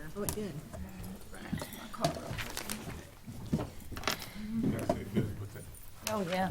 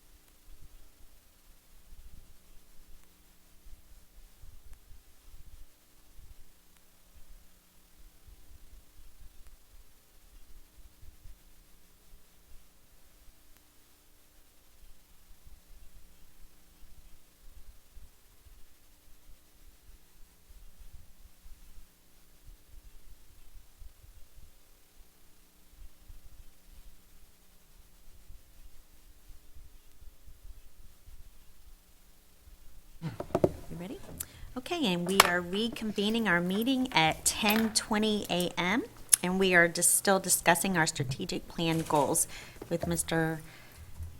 Grantham, sorry. Okay, so goal one, Ms. McCall, I'm going to ask this question. The survey one can you scroll down, Rhonda, to, as we look at goal one, the one about the listening tours, Yes. I don't know how that's measurable. Where was that at? Right. What do y'all think about that goal not being there, or is there a better way to measure that, or? Well, Because, listening tours are set up where you come in, the teachers talk, they write comments down. I just don't, there has to be a better way to do that, or do you like that? Just a thought. And I agree that they must feel, elementary schools reporting student discipline as a top concern. I'm just asking, is there a better way to do that than the listening tour? Correct. Yeah. Yes. So can we have it read, decrease the number of elementary schools reporting student discipline as a top concern? What about based on a survey? Yeah, can we do a Survey Monkey for that? Yeah, Survey Monkey. That Yeah. will match. So, Rhonda, will you just scribble out or mark through a listening tour and put a Survey Monkey? To teachers? Mhm. Okay. And we'll do based Well, off to specific, Faculty and staff. specific schools, right, not to everybody, to the Lakeville High School teachers and then Lakeville Middle School teachers and so forth. Yes, ma'am. Okay, just asking, okay, so we have some measurables there. And staff. Yes, ma'am. Yeah, I think that's probably, Okay. So goal one, what else do we need to change on goal one? so we talk about it by 3%. Let's look. See, that one concerns me a little bit, and I know we keep going to that, because I want us to make sure that when there are concerns, that people aren't allowed to, you know what I'm saying? Which I one? don't Which know one, Ms. how King? to- Which The- one The specifically? decrease in number of elementary schools, we had a 50% goal, and In 17, 18, and went to. Where are we 9%. at? Which one are we talking about? decrease the number of elementary Okay. schools reporting discipline as a top 3 concern during listeners by 3%, from 50% in 2018 to 47%. I Went down to 9%. I think- And I agree with. No, I do too. I think we should probably use that as a baseline since we're going to do a Survey Monkey to start with, since I don't think 9% is, Accurate. no, I wouldn't think so either. So, Do we want to leave the 50% goal? and then do the Survey Monkey. Based Okay. on 50%. Okay. So we're on the goals 50%, and then we're going to do a different way to get Yeah, I opinions. just. Yeah, I agree. that- So that's 50, just- 50% would be like the baseline that you're starting from. And then, so the 19-20 goal will be 50, and that'll be our baseline, then we'll go as we need to. Yes, ma'am. Yeah. And then, Ms. King, you brought up something about the referrals. That concerns me too. And I don't want people saying not to do level one referrals. And it's not really about decreasing the number of referrals. We want the decrease in the number of referrals to be an offshoot of staff development and So having, should that objective be to train yes. deans and assistant principals and principals and not have a quantifiable? Well, but it says, but the strategies are to provide the training, and I'm just thinking, how do you measure that correctly? Exactly. No, it does need to be measured, but I just want to make sure that as a district, we're careful that we're not trying to meet that goal and telling teachers. telling teachers not to and do their deans job, Not to right. do. Right, and maybe it would be, you would keep that, but then add 100% of How about on the employees will be same Survey trained. Monkey, we have a question about level one referrals? Okay, so how would, So on that Survey Monkey, we asked the question about, have your discipline concerns been met appropriately by, okay. so we can, Yeah. so we'll come up with a question that we'll let you. We need to, I like the decrease the number of level 1 referrals at the elementary schools. I think we need to keep that in there. Or do we want to decrease the number of referrals, period? No, we had a problem with that a few years ago, where, with a statement like that, and then that, we had some manipulation of referrals. Well, and that's what Yeah, we so- don't, and that's what Ms. King Yeah. is saying. That's We don't what want it to be- Don't want. Right. No, So sir. let's do that. Let's have a way to, We need to we have capture a, both sides of it. Yeah. We need to have the survey piece, and then we also need to have the training piece. Like, this is great, 100% of all employees will be trained on crisis and active shooter protocols. Well, in my mind, 100% of employees should also be trained on, classroom management, let's do this. strategies. So for a part of a strategy for both those two objectives, let's say that we will send out a survey, a teacher survey, a teacher and staff survey about discipline in the school. So we'll do that for both of these. Instead of having it here, we'll just have it here for strategies, and then we'll review those so that we have some, if that is happening, Ms. Kim, there's a place for them to say it's happening. I got a question. Right, saying it's happening is one thing, though, but doing something about it is the other thing, and that is a recurring theme always, that teachers and paras are saying that they really want more professional development. No, we're going to do that part, Miss. Okay. We're going to do that part. I heard you on that, Ms. Thor. I'm just saying that we're going to make sure we have a way for teachers to be heard if that is happening. Right. Right. Yes, ma'am. So, so what we don't want, what we don't, Put up the education piece, but we're going to have a way for the teachers to voice their concerns if it's happening. Got you. and then the administrators have to understand, I got a question. I'm not sure where it would be captured in here, but with the Baker Acts, that would be somewhere, how we would line that up in the strategic plan, the reducing the number That of gets a Bakers. little legal, so that one scares me a little bit. It goes into the mental health piece. Yeah, I don't want to quantify and tell someone not to, because then they're feeling they shouldn't, and so But that's an SRO thing. That is a total SRO decision.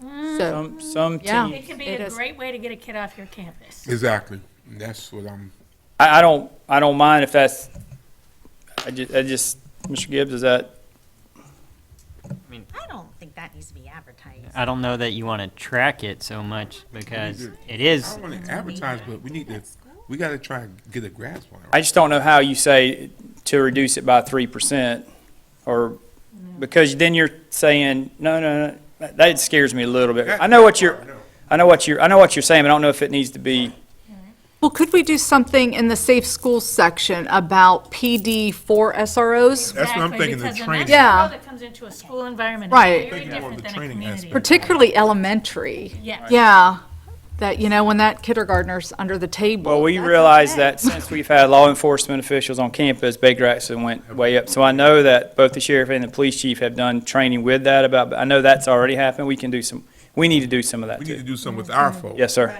Yes, sir. So we'll put, Yes. we'll find to put that as a strategy for one of the mental health goals. Yeah. So That's that, where I was thinking it would go. somewhere. yes, sir. Okay. all right, so let's go back.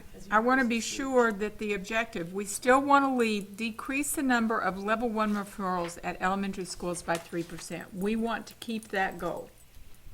So, Ms. McCall, are we going to take, so this number that was presented earlier in David's findings is very low. Yeah. Are we going to take that number, or do you want to? That's I don't believe that number. well, that's what I'm saying. Do you want to go to the baseline again like we did earlier when we did this here, the 50%? Do you want to keep that number at 6055 and then drop it 3% from there? That would make more sense to me. Is that fair to get a baseline again? I said, if you give them 6,000 and go. Yeah, 6055 to minus 3% will be our goal, and then we'll have a better way to assess if we're, Yeah, because Okay. they need to know we don't believe these numbers. Okay. And we're I'll tell 'em. afraid, and the administrators need to know that we're concerned that they're manipulating the discipline process to meet the goals. And that is not why we're doing this. well, I'll tell you this, and I don't want to be specific, but some administrators have received personnel things because of dumping, not doing their, All right, so referrals. then are we going back to, okay, so we're almost through this 9 weeks. Mm-hmm. So are we gonna go back and work with those principals? Let's see what's going on now? yeah, we can, and the principal means Tuesday. Okay, I mean, I can jump up and talk to him about that. I just, I'll do it to if both the they- principals and the APs, and I'll ask David, I'll talk to the deans too. Because we don't want there to be pressure not to write referrals if the referral is Is legitimate. Legitimate referral, Yep. not for a kid being late. I mean, it's gotta Right. be a legitimate referral. Right. I have to tell you, the wording of this bothers me, not the spirit of it, but the wording of it. Because is it that we want to decrease the referrals, or do we want to increase the empowerment of the teacher?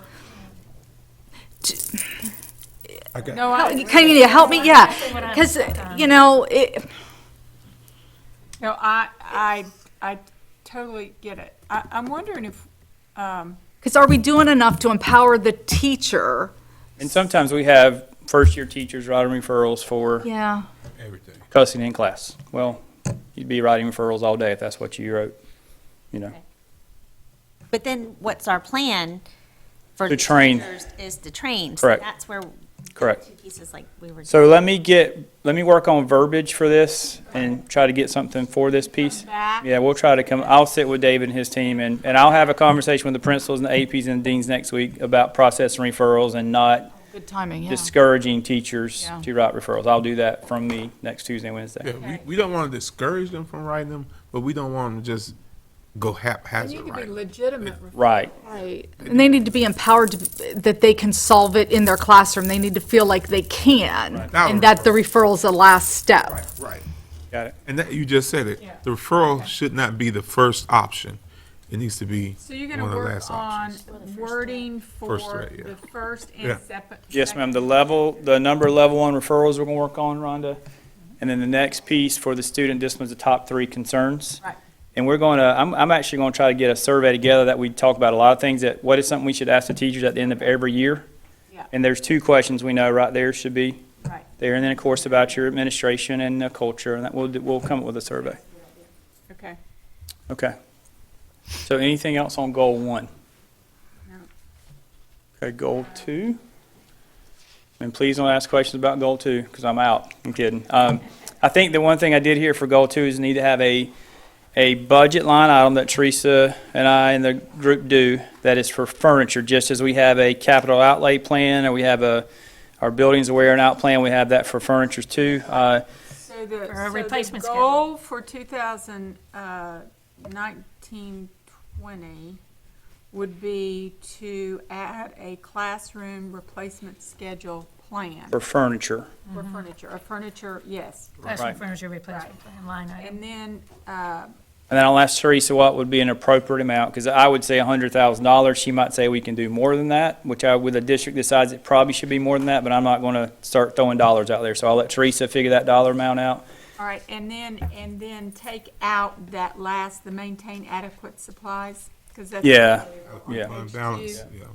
So Rhonda or Kevin, I know, Rhonda, you're doing 3 things. So Kevin, will you scroll down and, I'm sorry, Rhonda, so we're seeing the same thing? Is it there? All the way down. Keep going, keep going, keep going. Page 8. Keep going, Rhonda. 2 more pages.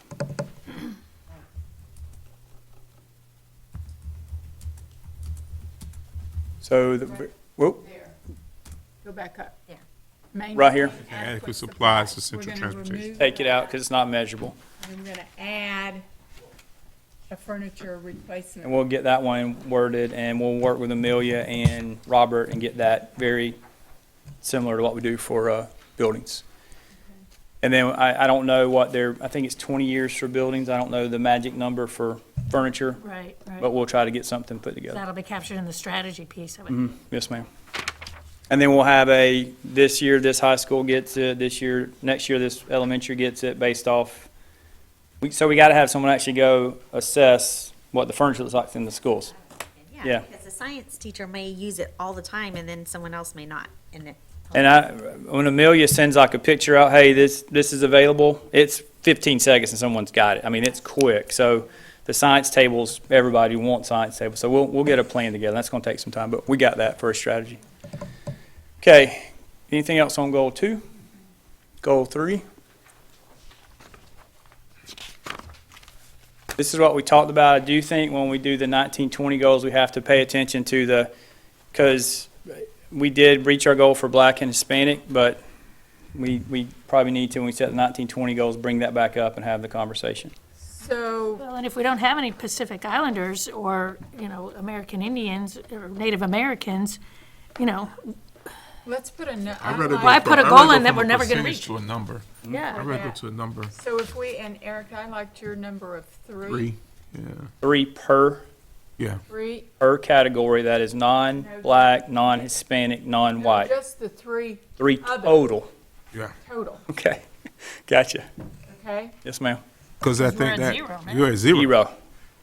And Zero. so, yeah. And it's still not going to be 0.1%, but 3 is better than 0, right? Well, yeah, I don't think you can put a percentage on that. No. Based on our population. And what's crazy is hiring, I mean, that, so we will shoot for 3. That, we got to talk about how we do that, so. But keep the 1% Recruiting for the trip to black and Hawaii. Hispanic. Yeah, I'll do that one. Right. Yeah, So keep 1% for black and Hispanic. yes, ma'am. I mean, we met that goal. We're going to meet it again. Yeah, I think we can keep that goal. Does everybody agree with that? If we met it, we wouldn't increase it by one? No, we're still going to have the +1 every year, That's one every year. percentage points, which you're talking about 70 people. Okay. So you're talking 70 people. The plus 1% is 70 in each category. Mm-hmm. That's a pretty big percentage. Okay, anything on that goal? Well, we need to talk about the recruitment outreach. Okay, so go to, so Kira has a team of 4 that go out now versus a 1 that went out last year, Ms. McCall. There's 4 people that go in her department, and they take people that have current vacancies with them, and they try to take alumni. So if you graduate from that college, they'll take you to your college, that way you can recruit. And they're extremely aggressive, but there's no one at these recruitment fairs anymore. They've even gone to non-education recruitment fairs that were just everybody, trying to recruit that way, and there's just not a lot of folks. So return on investment, we still have to go, we have to be present, because if we get one, but it's not working like it used to, so we need to do something else. So let's look at the objective, though. Does the objective change? Increase the number of qualified and diverse internal applicants applying for school-based administrative positions. What were you, 10? I'm on page 11. Okay, go down, Rhonda. Right here. So Reverend Cummings is with us when we talked about this Monday. We've identified that in leadership, we have predominantly women in our pool right now. We realize there's a male problem and there's a minority problem. We realize that, so it's bigger than recruiting them as their teachers. We're starting to talk to high school kids as their seniors right now about going into education, because for whatever reason, men are not going into education. So we got, I'm going to call it a task force put together, that's our goal. We're recruiting one person and we're bringing back to meetings to have conversations. And we're going to start talking to high school students and undergraduate students about going into education. Because the pool of applicants, they're not currently working with us. And we're doing some things, Ms. Kiner brought some good ideas about alt-cert people. People that have bachelor's degrees that are men or minorities. We're saying, hey, have you thought about education and trying to help them get that piece? So it's bigger than just the teaching force. People are not going to school to be teachers. So we kind of have a group working on that. And I will put that down as a strategy for sure. Okay. You know, something that's always bothered me a little bit is that you have these great teachers and they get on the leadership track and they leave the classroom. And wouldn't it be wonderful to have a career ladder within teaching? So for example, if you become the chair for the ESE department, there's, instead of just getting all the responsibility, that there would actually be some financial stipend attached to that, making the actual career of teaching and staying in teaching as a career for 30 years. Right. Having a career ladder within the field of a classroom teacher. Right. Well, if the governor gives $75,000, we're happy. I know what you're saying, to give happy, supplements and things, You right? like saying have like a master teacher. Like Master Board used to Right, you be. go Right. all the way And up. we're bringing that back, and then Ms. Shafty's doing a lot with the mentor, we're not calling them mentors anymore, but stipends for those folks to help at the school Which level. you used to get a stipend Yeah. and you didn't for being a peer teacher. Yeah. So if we're bringing back master board, should Yeah. we have a baseline on our strategic plan of how many master boards we want to get in 19 and 20? And how many we have now? And Ms. Horn has put in for that. Mm-hmm. I mean, to me, that will help us with teacher retention. That helps with a lot. So maybe maybe we need to measure if we are truly bringing back master board. So you want to have a baseline for 1920 of the number of master teachers we have, and then we'll go from there? Absolutely. Okay, so that'd be a totally different category, Ms. McCall. Yes, ma'am, That totally would help different with objective. that initiative we talked about on Monday, too. Sure. Some people won't want to come into the field to be a administrator, but they may ascend to be a master teacher if they know it's going to be. And I know the supplement that the teachers are getting this year, Ms. Thurl, are significant. You know, $800 isn't going to do it. It's a lot more than that to actually mentor a young teacher. A lot of time, And- especially another ESE teacher. And I think we're using Title II funds to pay for that, so federal dollars to pay for that, and some teachers are appreciative of, it's a significant amount of money. I don't know off the top of my head, but it's a lot more than it used to be. So we'll do a baseline for that, Ms. McCall. Okay, I'm just looking.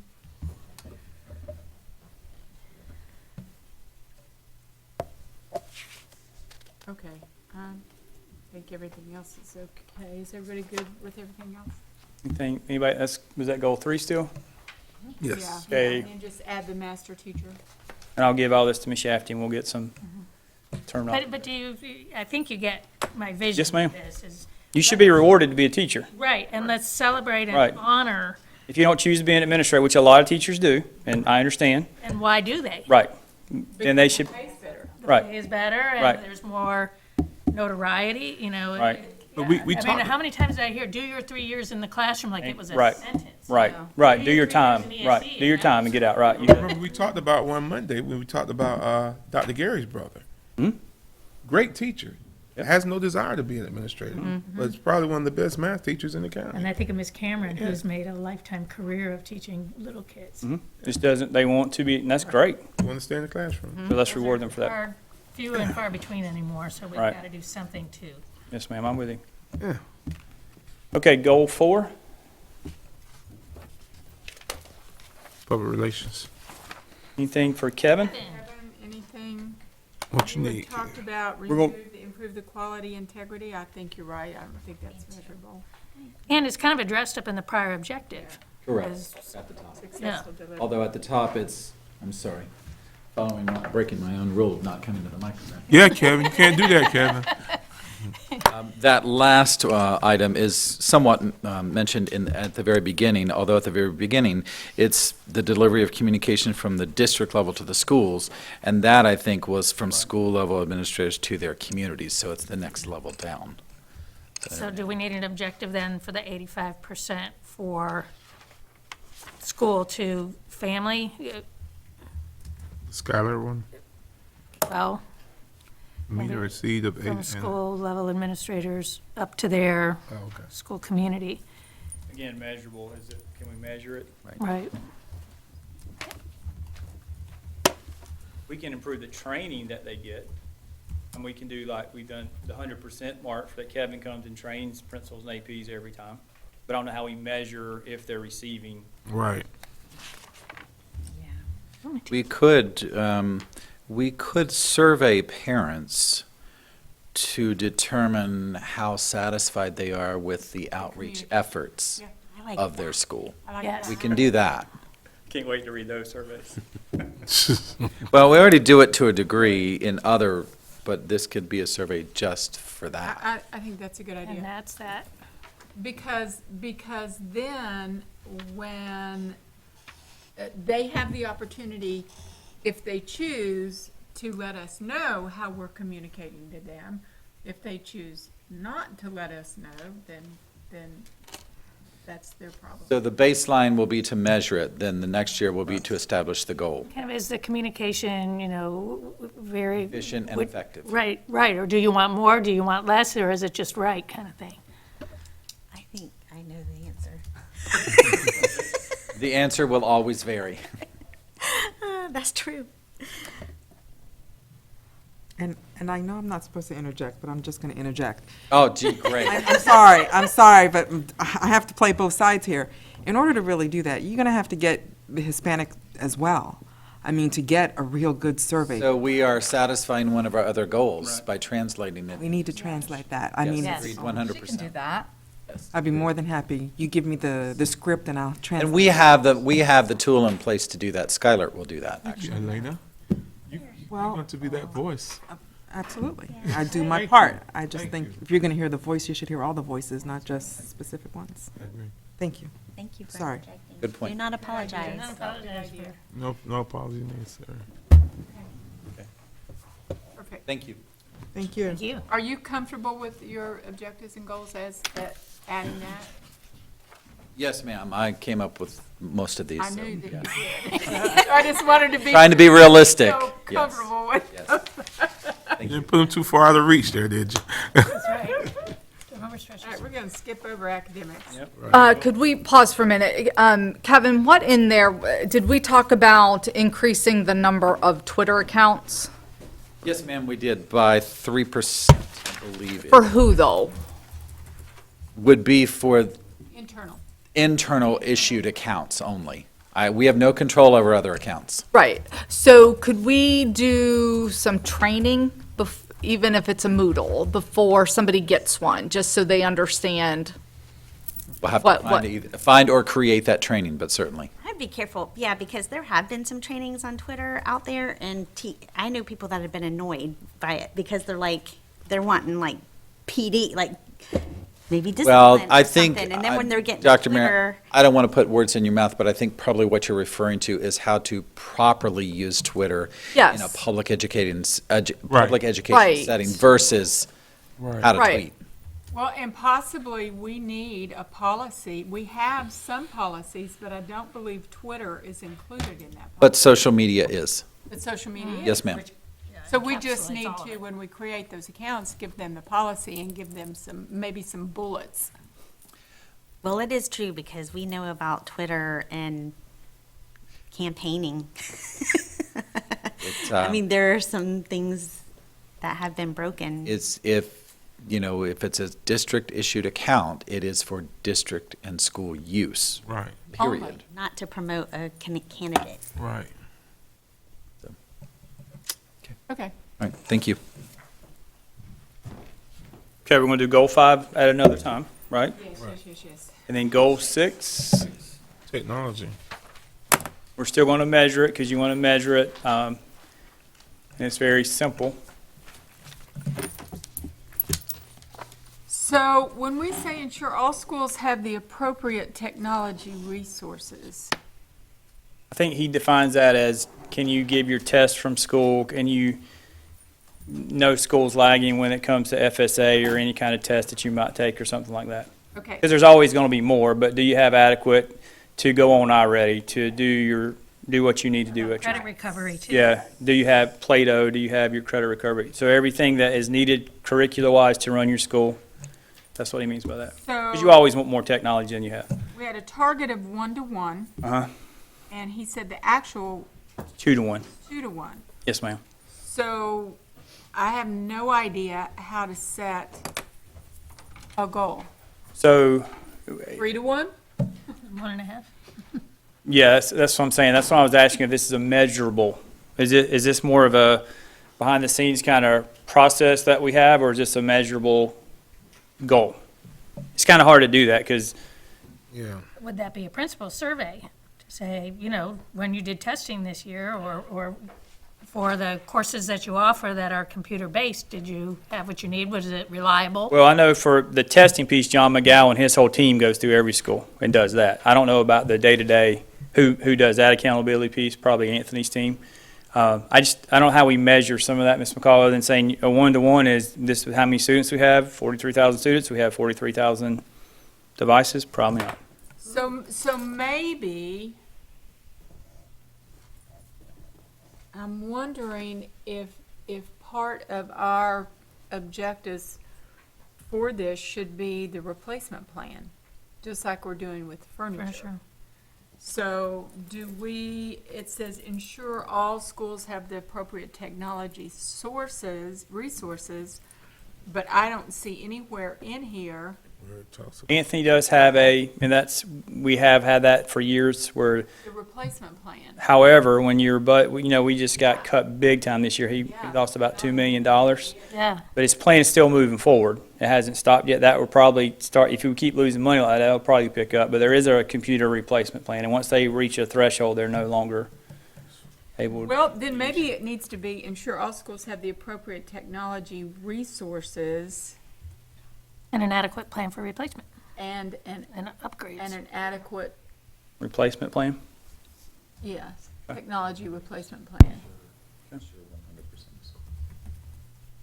Maybe replacement / upgrade, because sometimes you don't need to replace it. Yeah, and replacement / upgrade plan. When you say because that- all, when you say all, you might also say 100%, because that gives you a more definitive. Yeah. Right, that gives you a Quantify it. measurable You objective. can't measure all, but you Right. can measure 100%. So ensure 100% So of it should be schools. 100% means 100%, not all means all. Right. Sure. 100% of schools have the appropriate Right. technology. We're dotting. So I think, because what happens a lot of times is, based on budget, Right, for technology. is Mhm. that they may be on the replacement list, and there's not the budget to replace or upgrade. So I just think that we need to keep that I'm with you. as one of our focuses. Well, when your testing is based off the amount of technology you have in school, you better have the right technology in school. Right. Okay. Ron, do you have that, the 100%? Okay. So then,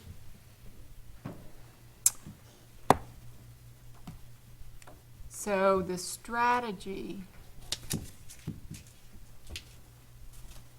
So maybe, Jonathan, talk to Anthony and Okay. see, with including that, the number 100% and including the replacement plan,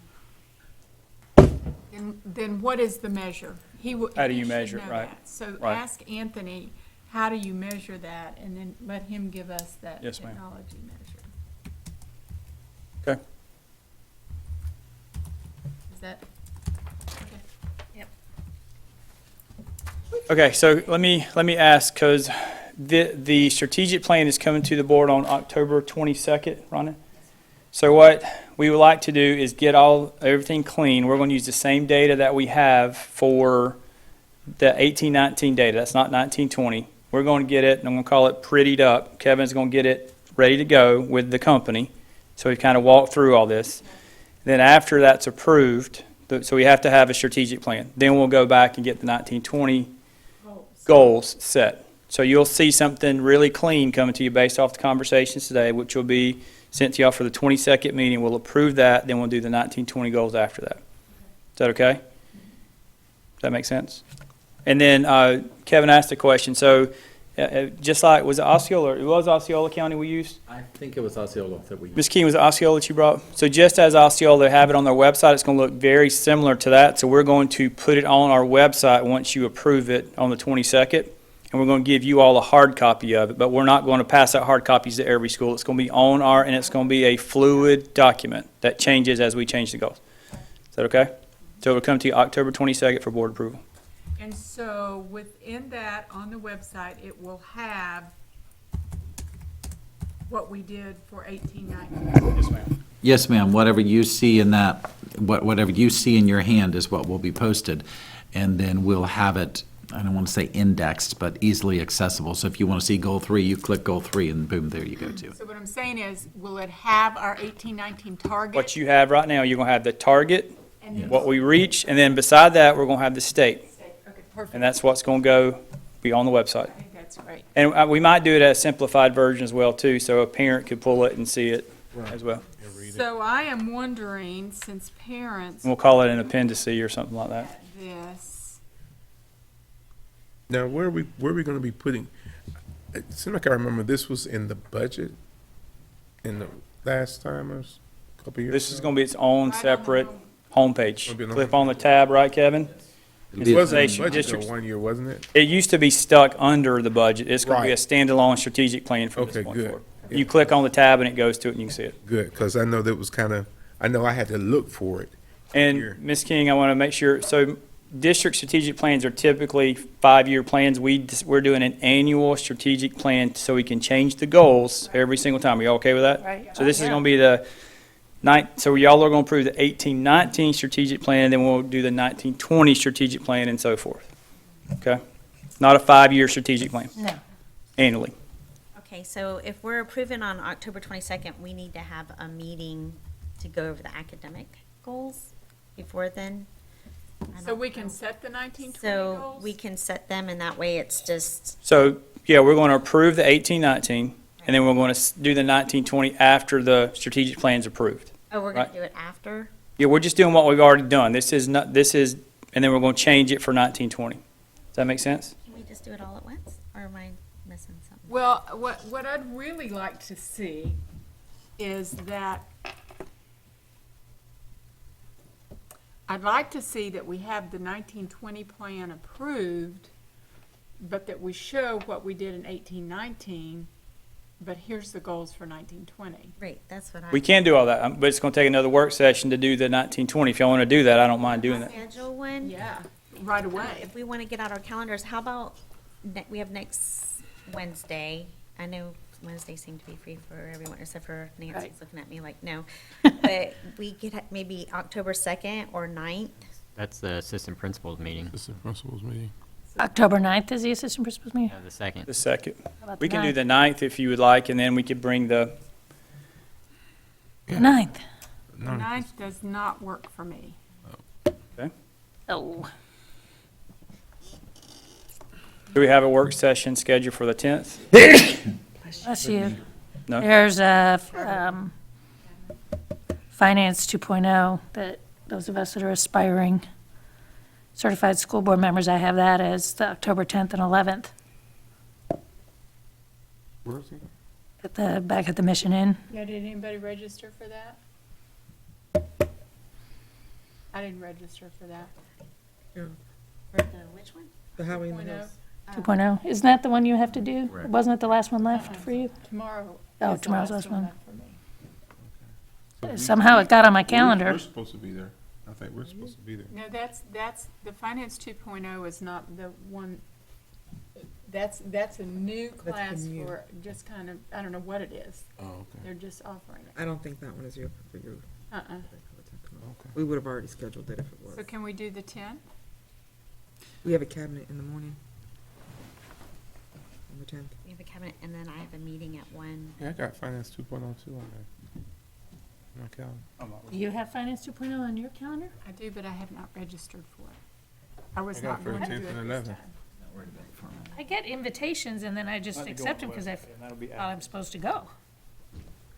And so, No, but then I you don't have have to to go let then. Elena, you have to let Elena and Nicole know that you want to do it. They have to Well- register you. Right, remember now, as we ran into this issue, we need to make sure it's on a board packet prior to, if it's gonna go over the $500 mark. is So, that new statute? so, I think the disconnect is not being familiar with the process. well, this was new come July Yeah, 1st. Right. I was like, I forgot about it too, about the 500. Right, but then even on the registration part, I feel, because I was under the assumption if I got it, that meant I was supposed to go. So I mean, said first you yeah. need to, first thing you would need to know is whether or not you need to go Right, to that one first. right. And we'll go So I have an 11 o'clock that I can't get out of, but What about October 14th? It's a Monday. Good for me. Yep. I won't be here. I'm at a Board of Schools Music Association Board of Directors meeting. Back 21st.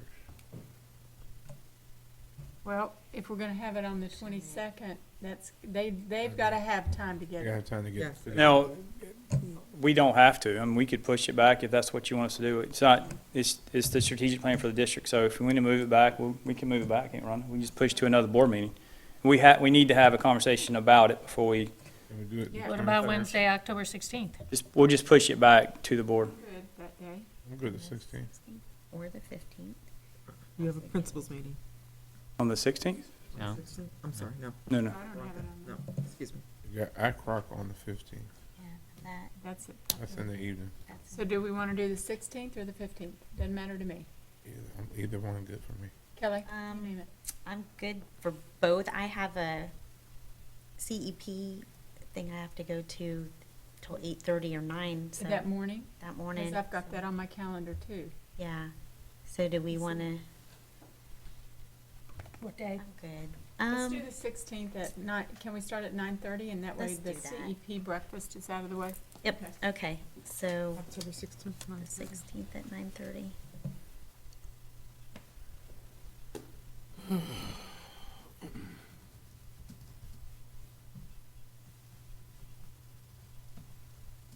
Are you good with that, Dr. Green? I work for y'all. Ms. King, so I'm bringing back a cleaned up version. We're going to talk about the new 1920 goals, right? We're going to go through those. We'll go through line by line. We're going to add the state column. We're going to remove everything that we thought we could. We're going to bring new verbiage back and have the conversation. We'll be ready to go. And then, so we'll pick a board meeting after that, after the work session, to get the board to approve the 1920 strategic plan. Sounds like we got a plan. That good? We're good. 16. Yeah. And then how did we find out about this Finance 2.0 conference through Florida School Boards Association? Whether or Well, not- it's on their website. All you have to do is go to the events. And if you want to go and look at the agenda and everything, and then you need to tell Elena. Oh, I remember what the agenda's gonna be, because when we did the first one, and because finance is such a complicated, Complicated one. So is it just a one day? As long as they approve. 2 days. it's 2 days, all day on Thursday and half day on Friday. So you'll have to have a room unless you're going to drive back, so it could exceed $500. Well, for Howie, is that Howie in the Hills? There's no overnight for Howie. Right. It's gonna take us Why? Because it's so close? formatted right Who decides that? Because I push us into. I stayed there too. stayed at Howie. Oh, Yeah, I thought. Because they start so early in the morning. Yeah, Right. and it is a drive. I Right. mean, Final version has it. I can look into that. Please. And it will definitely be over Over the 500. 500, so that means Was that document? that would have had to been approved on the October This 8th has to be redone. board We meeting, have to send it. which, well, it's tomorrow. When does it add? I mean, it would just have to be there before advertising, so you still have like well, a few before I days to publish. get it on there, yeah. See when we publish. Yeah, I'm not going to do it. Life's a lot I've easier. got too much else going on. I really want to do it because as a new board member especially, there's so much when it comes to finance. Me too. You feel the same? Yes. Okay. You two are already certified, so it's, you have more knowledge. No, I'm not yet. I will be after tomorrow. Right. I'm thinking Because they positive. moved that class. All right, well, do we have any more? So you'll let us know, Elena? Yeah, so I'll have to call, see exactly what it is, whether that's, Thank you. yes. We'll put it on the board for the October 8th, because I haven't published, so we can get that on there, we can get it approved, and then you guys would be set. Okay. And you're gonna sign a calendar for the 16th?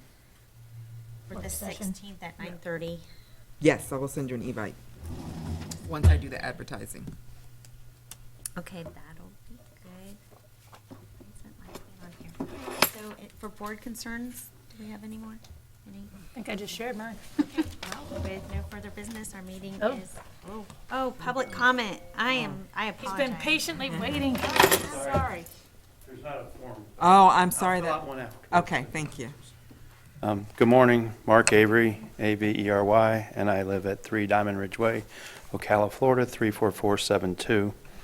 I'm the president of the Marion Education Association, and I just want to, you guys have lots of comments, I just wanted to share a couple of things that I heard, and I agree with you. I'll start with goal 1, I agree with you about the referral, just saying that we're going to reduce referrals sounds like a bad statement because it does some of those connotations that we don't want. And in some of those, some reductions are just because of teacher lack of training. So there was one teacher who had the most referrals in her elementary school. They didn't talk to her till the end of the year. And literally every student, an elementary student that touched another student, she wrote them a referral. They weren't fighting, and those were things that could have been trained and she could have done in her classroom and didn't know. So that obviously would be a big decrease. But on that same goal 1, at the the second from the last, where it says all employees will be trained in youth mental health first aid by June 30th. And we have we have until June 30th, 2021 to do that. And we have to have 100% compliance. I would think that maybe we would want some sort of interim goal so that we're not waiting until the last 6 months and we suddenly have to train a whole bunch of people. I know we started doing this training over the summer. We rolled it out in June, and it's one of those classes where you can only have 30 or 35 people in. So I know we need 100%, but to leave it for 2 years and not put any number, if that makes sense. If we said, our goal is to have 60% trained by the time you're talking about this next year, or 70, that might make that goal a little more attainable. And again, I'm not in that department. I'm not trying to step on Mr. McGowan's toes or anything. I was just making that as a suggestion. Well, and also too, there's that mandatory now, is it 5 hours of mental health training that kids are supposed to be getting? 15. Oh, is it 15 hours? Okay. So that goes in line with this as well. Yes, ma'am. In goal 2, where and this doesn't, it's not against their department because they do an amazing job with the payroll, but in the last few years, there's been a lot more emphasis on Saturday trainings and trainings after school, and what we have found is that people aren't getting paid for those in a timely manner. And so this says, ensure accurate and timely payments to employees for work performed. I have an employee who's still waiting to get paid from last October.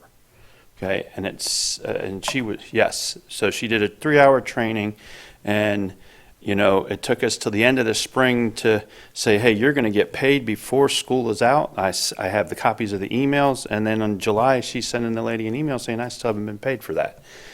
That's not an isolated case. I have many, many people coming, they're not getting paid in a timely manner for that. So that's a little bit different from the payroll folks. It comes from the training folks and stuff. I mentioned it, Dr. Grantham, that was what I was talking about when I saw that. Also, we're possibly presenting language to put in the contract to maybe help alleviate that, because it's not on payroll side, it's coming from a different department. So Right. that's a pretty, and I went outside and talked to Ms. Posada, and she understands.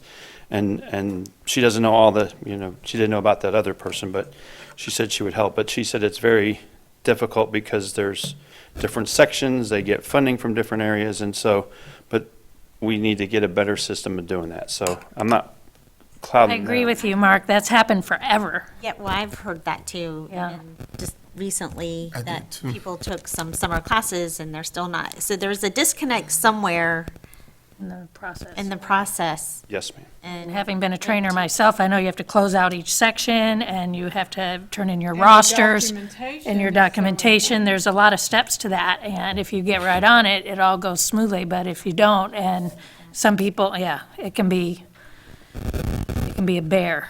So maybe, Dr. Grantham, well, maybe we ought to look and see who the trainers are, and is it the same trainers? And it says, so this says in a timely manner, and so, We'll put a number on that time manner. Yeah. Within 30 days. We'll say, within, and that's. did you see my I'm not sure what to language? put when you start negotiating, Mark, but we'll say 30 days or 45 days after. That's actually the language we have, that because we figure in 30 days you get 2 pay cycles. We know that people that do anything else, if they do detention, if they do 21st century, if they are coached, they all get paid We'll put a in a date. timely manner. So we thought 2 pay cycles. Yeah. The third, that's why we, Specific, observable, and measurable. okay. And then just the last one, you guys were talking about in goal 3, about this leadership thing for the teachers and program. And I will tell you that one of the issues that we're finding is we have people, every school automatically says, okay, you're the dean or the guidance counselor, you're part of our leadership team. And they've just separated those people from the other instructional personnel, and yet they're all technically on the same level. And that's an issue that personally gives me heartburn, because it's telling one teacher you're better than the other. Some schools, they have their own parking spot, and yet they're all technically instructional personnel. CASs are instructional personnel, and there's been conflict where they're going in classrooms and telling teachers what to do, or going into classrooms and reporting back to the principal about what the teacher's not doing or what they didn't do. So I understand that, I agree with you that there should be some sort of career ladder or something like that and ways for people to get it, but at the same token, we have to recognize that they're on the same levels, and that becomes a little difficult also. And you're right, people that want to teach, they go into administration because they can make more money. I mean, if they get an assistant principal, they add a lot of money to their salary right off the bat that most of them can't even get to if they teach their entire career.